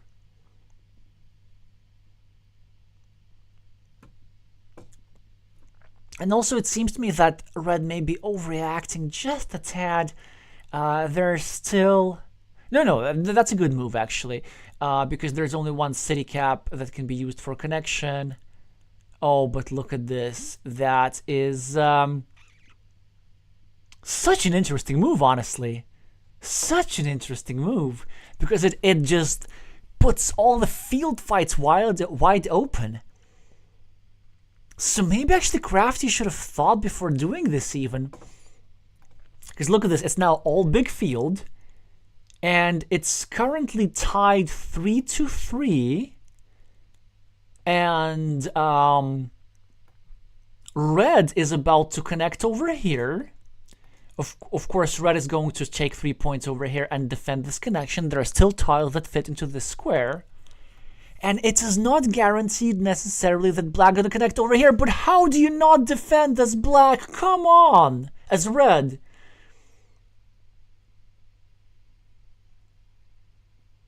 Yeah, Crafty can now go here and block that square because this is the last Dorito. There's still a vanilla city cap left, which would have fit into that square. Well, in Hubert's defense, had he gone over here, then Crafty would still be able to block that square. So, of course, the difference being that 1 extra point. Yeah, so Crafty correctly. Oh, and look at this. Oh, it has to hurt. The final tile that fits into that square, drawn just after the square is blocked. But Hubert, no. Or yes. Maybe that's okay. I was thinking that Hubert can take these 8 fantastic points. But instead, Hubert goes for the field connection platform, and this might be correct. Depending on the tile remaining. I don't think it is, because I'm starting to doubt if there are even tiles remaining for black to enter this field in the first place. Because I know there are no triple crossroads. And 1, 2, 3, 4, 5, 6, 7, 8, there are no regular straight lines. And there are no starting tiles. Yeah.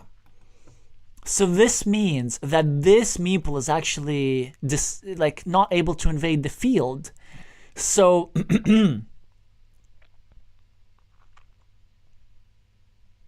oh, but that's okay. No, that makes sense. Red has a 3 meeples here. Black has 3 meeples here. And red is just trying to invade over here, instead of taking the 8 direct points. But now that I think of this, as red, I think the move that gives you the greatest winning chance is actually taking those 8 points. Because that field connection platform is kind of blockable, and if you were to take these 8 extra points as Hubert, given this mini battle over here, and the 3 extra points over here, this would put him slightly ahead above Raf. Then Raf, okay, there's this road over here. Yeah, it's tricky.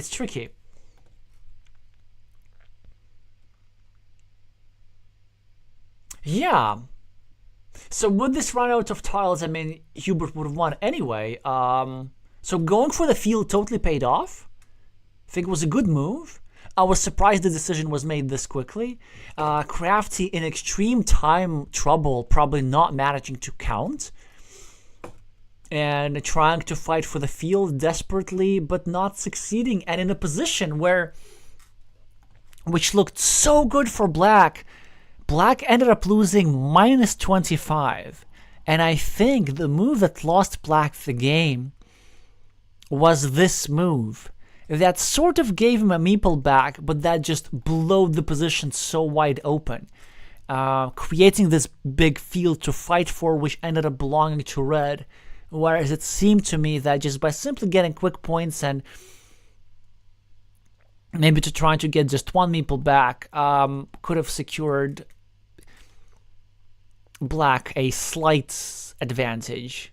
Yeah, like this 12-point field would have been pretty much equal or almost equal to red's 18-point field, and then black had a scoreboard lead, so something like this. But of course, a big field fight is always exciting to watch, and what's more exciting to watch is a decider between these 2 players, and that is what is going to happen right now. And the third game has already started.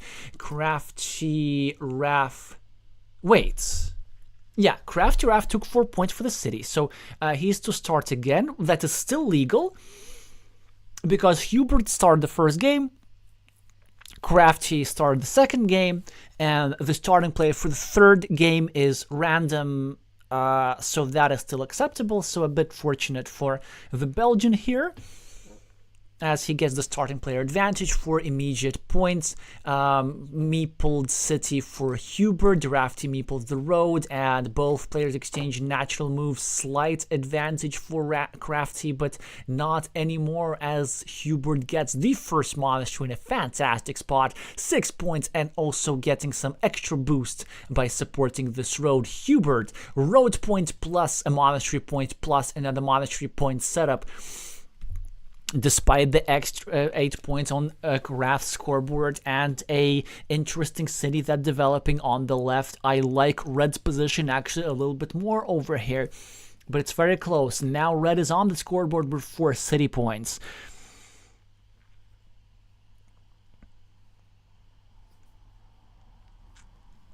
I have to update the score. Thank you for reminding me, Elias. It's just the game is so dynamic that there's barely enough time to do anything, but yet it's not 0-0, it is 1-1.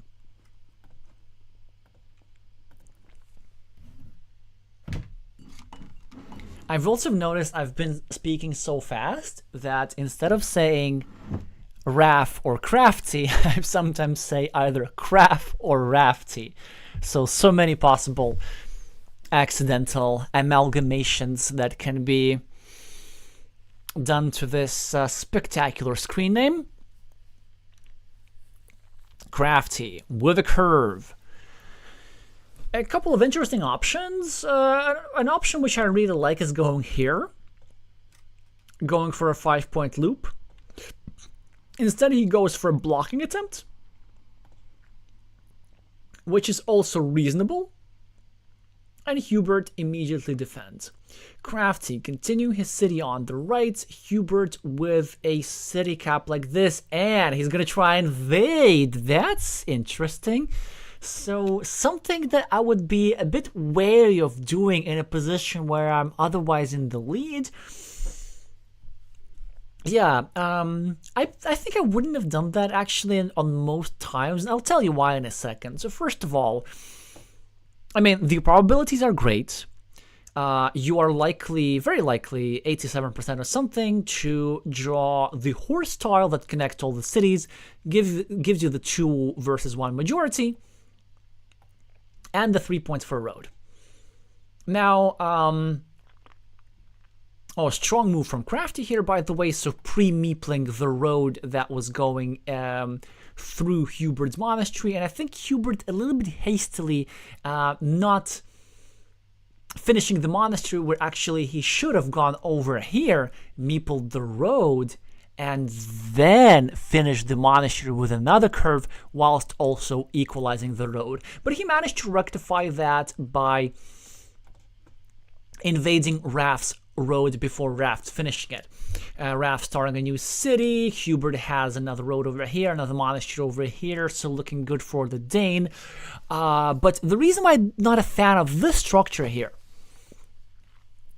is because after you invade the city, it's actually not all that likely to be completed, because this square is sensitive, this square is sensitive. Both squares need a road plus city tile. This road also at the time of the decision needed a road plus city tile, possibly actually one of the triple city tiles to finish the road and start a new city. And also a few road plus city tiles have already gone out, so this city is a bit more dangerous than one would normally expect.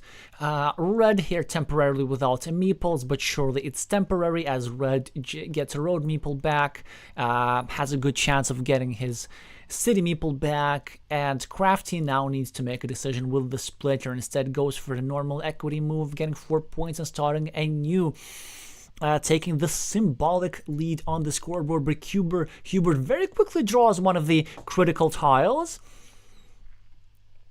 gets the 3 points on the scoreboard, and this city is now a threat. Craft now, Craft, that was by accident, I promise. Crafty Raft now Okay, what was that? Okay, yeah, that is interesting. So Hubert got his city delayed and almost blocked, really. And then this move, that is such a gamble. So basically what he did, he separated his smaller 8-point city from the larger, potentially 16-point city of Wrath, simply banking on the fact that the city hasn't been completed yet. So Red is trying to invade the city again before Black manages to complete it, but odds are not on Red's favor, but Red just doesn't care. So he changed his approach. Red is now trying to block the city, which should be a bit of a relief for Black, because it actually gives Black a better chance at completing it. Yeah, so Hubert goes here, and Crafty Man not getting the best luck here, as he cannot defend the city directly, but he's able to defend it indirectly, and Hubert's now not able to use the starting tile to put a thorn over here, but not great for Rav, as Hubert is able to use this tile to go over here and threaten the completion of the city, but Craft immediately gets a 3-point road and a tile, which greatly delays the completion of the city. Hubert gets one of the Dorito tile that okay, let me actually try to speak slower. Hubert gets one of the Dorito tile that Crafty Raph needs over here. Still plenty of Dorito tiles for Raph, and Hubert now uses the Dorito to slowly develop his city on the right and make another threat. The Dane is doing really well in this game when it comes to creating threats. Crafty now doing well on the clock, only 1.5 minutes behind his opponent. With some threats, I know, finishing the city, another city, some quick points, an advantage on the scoreboard, temporary meeple advantage. So lots of things that are going well for Black, but nothing in this position has been decided. There's going to be some key moments. A key moment is going to be whether the city is going to get blocked. So if this city is going to get blocked, then Red has some chances. Another moment is whether this city is going to get blocked, or if Black will manage to successfully invade. And another moment, which matters a lot, is who is going to draw the monastery that fits into this square, because there is a deadly combination waiting to happen. You get 8 points for the monastery, place a meeple, and then on the next move you get a Dorito tile or something like this that completes your monastery, and then you drop another farmer for a whopping 9 or even 12 points. Certainly this spot should scare both players.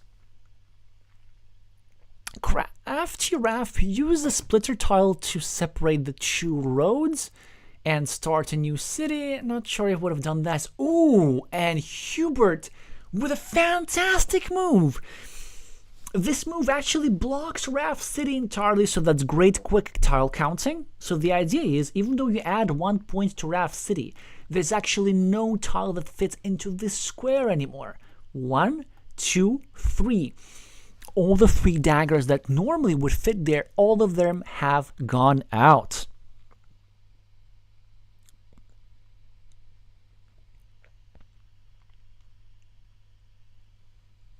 Pablo, thank you for pointing out that Hubert apparently had a chance to block Crafty with the crossroads. Yeah, and it's a good question whether he forgot or he got greedy, but honestly the game got so fast, it's going so fast that I didn't even notice such an option. Oh, those, yeah, and wow, it's so interesting. I mean, it makes sense, actually. This move by Hubert makes sense. So he goes for the 9-point farmer instead of the 8-point monastery, just because this 8-point monastery can easily be blocked. And now that this 9-point farm has been claimed, in order to reclaim it, Black would need to spend 2 moves, here, here, or here, here. Red just keeps creating those threats despite Crafty's advantage on the scoreboard. Belgian fans should really be sweating here. This city could be completed. This little city could be completed. Craft Giraffe with 6 points on the monastery and control over the city. Hubert decides to sacrifice a couple of points just in order to get a meeple back, a decision with which I largely agree. Crafty with the monastery tile, what will he do? Will he place another monastery somewhere here? Will he score quick points? Or will he just finish the road and try to get himself some firepower? Now, only 13 tiles remain on the deck, and you might think that 2 meeples are more than enough to finish the game at this stage, but here, in this position, meeples are a bit more important than normal because 2 juicy 6-point field that might unite into one big 12-point field are in the cards for either of the players potentially. Crafty with a 5-point advantage on the scoreboard should probably spend some time on counting the points and figuring out his win condition. So finishing the road with a farmer, starting a new monastery here, starting a new monastery here, taking 3 points here, like all these are viable moves. Going here with the monastery, all these are possibilities. And yeah, really depends on the prioritization here. One of the reasons why I'm kind of inclined to take this move, and because it sets up a 3-point road and some farming opportunities, and when it comes to meeple management, black still can get meeples back elsewhere. But now that I think about it, maybe this spot is even better, because there's still a chance of finishing this monastery even, and even if you don't, 7 points with one move is a lot. Instead, Giraffe takes 3 quick points, and what this also does, it changes the geometry of the field a little bit. It allows for an interesting invasion platform like this, and now Crafty is going to drop a farmer, no doubt, here. Kind of leaving himself 2 platforms. And I think also the idea behind this move is to open more platforms to the field. He still delays it. That's so interesting. Okay, Hubert's 1 tile away from finishing the city, but Crafty's not going to let that happen, surely. Probably has to spend a meeple on invasion, though. And that's not great for him, as Hubert can re-invade. Still 2 tiles fit into that square. He'll probably succeed, but at the very least, the city will not get completed. Crafty with a curve. Is it time to drop a farmer yet?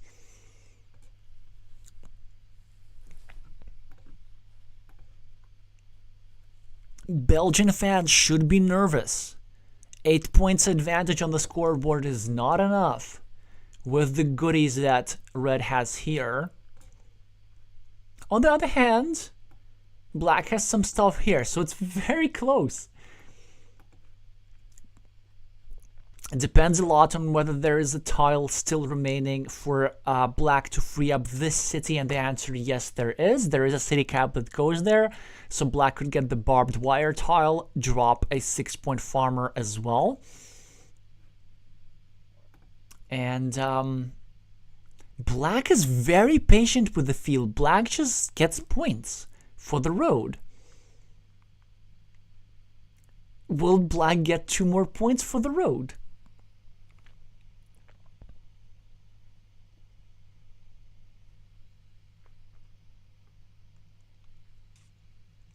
Okay, now he drops the farmer. And now he's going to score the 6 points. Well, not the 6 points. He's just going to get a meeple back from here, probably. He was thinking of getting meeple back from here, but from here is probably better. He might be wary about leaving a 6-point farm behind for his opponent, but it actually doesn't matter because there's also this 6-point farm. That's why he does finish the city plus 10 on the scoreboard. Hubert with the farming move over here. 6 points for Hubert. Crafty with the penultimate tile of the game. Will he go here and go for the 6-point field? Or will he score the 2 points here first and then go for the 6-point field? Or will he go here instead, get an extra point, and deny Hubert a city cap? Is there a city cap remaining that fits here? Yes, there is. There's a regular vanilla remaining. Yeah, so it's definitely a move on which Crafty needs to spend all his remaining time.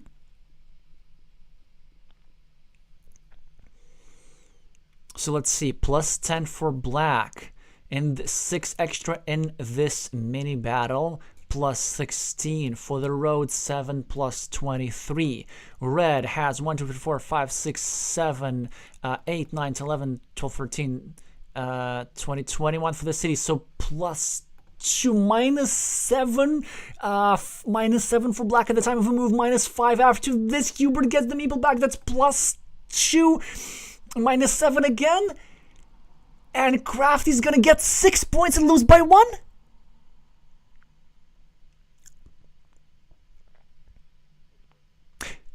No. I think Crafty had the win potentially. So an option was going here. No, but it actually didn't matter. I think maybe what Crafty could have done is claiming, yeah, I know. So a more precise move, regardless, more precise move was going over here, claiming the 6-point farm, and then either using the dagger to get these 2 points that Crafty Raph just got, or using this tile. Oh, never mind, I forgot about the city, I think. Yeah, so Crafty's winning. I think I didn't count the city when I was counting the points. But it is very close indeed. Yeah, but I was wondering still it was more precise to do this in the other order, because if you claim this farm first, then you can still take those 2 points later. And if you draw this tile, then instead of claiming 2 points, you can get 3 points by either connecting these 2 fields or by connecting these 2 fields of your opponent. So plus 7 for Raph, and this is because I didn't count initially Raph's 7-point city. So if this city weren't here, this would have been a win for Hubert, and also this would have been an amazing win because that would have been a win by tie against Raph. I mean, like, what can possibly be better? But Raph did have this city, and so plus 7 for Raph in a very, very close match where the Dane managed to create a lot of threats. Managed to find a really nice block over here, and a really threatening city over here, and a threatening ruin over here. So certainly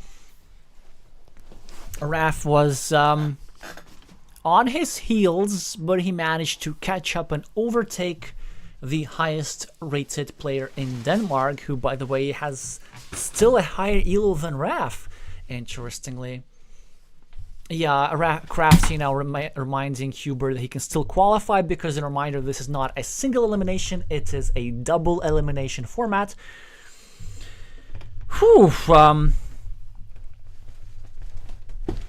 Crafty saying, shaking as always, 15 minutes really isn't enough. First of all, welcome back and congratulations, that was spectacular. And yes, couldn't agree more. 15 minutes, it is a rapid format, but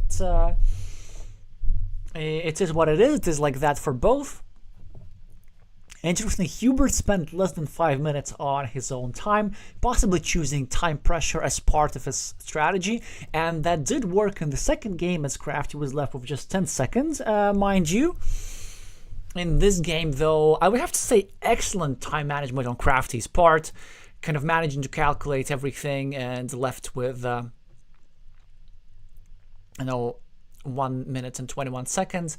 Maybe just in the last move, 1 point left on the board potentially. as meepling this 6-point field on the penultimate move was a little bit more precise. Still, doesn't matter. Any move that wins you the game with 100% certainty is, you know, is a move worth playing.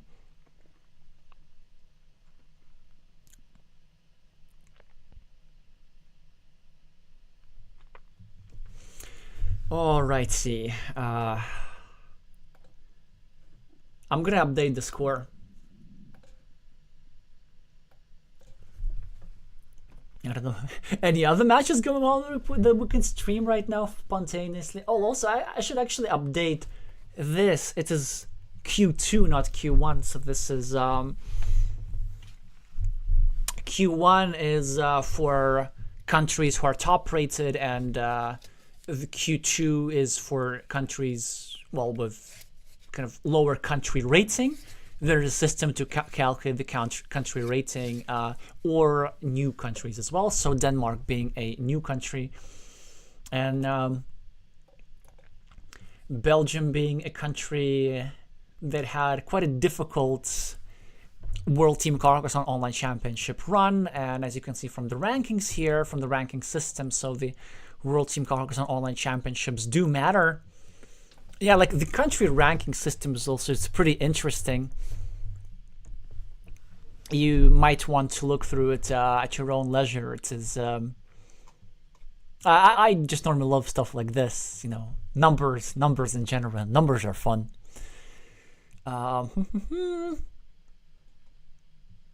So we covered all those matches. Again, today's winners are Portugal, Devdean, deeizm, Pablo BCE. This match hasn't been played for some reason. Nallerheim, Meami, and now Craft Giraffe. And tomorrow, I haven't decided which exactly game to stream. I'm gonna think about it tomorrow and let you know a few hours in advance. But if there's any particular of those matches that you really want to see, then do let me know. Maybe Kęstutis Kurenius, the reigning Lithuanian champion, taking the highest rated player of Bulgaria. That is, you know, 2 new countries in one stream. But, well, Lithuania is not actually new, but Kęstutis at least hasn't played in the Champions League before. And that is an option for sure. But yeah, or, you know, going for the highest rated clash between the Ukrainian master Sergei Koksharov and Claudio Jorquera of Chile. So those are some options. Yeah, so just a little teaser of what you might want to see tomorrow. Here you can see the result. Yeah, anyway, just like go to Carcassonne GG. It's so fun to browse. There's something new every day. Some numbers, results, statistics, everything related to recent Carcassonne events. So congratulations to all the winners today and all their fans.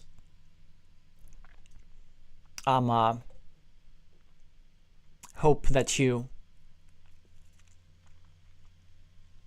get to watch something tomorrow. Thank you so much for watching, and I'm gonna see you soon.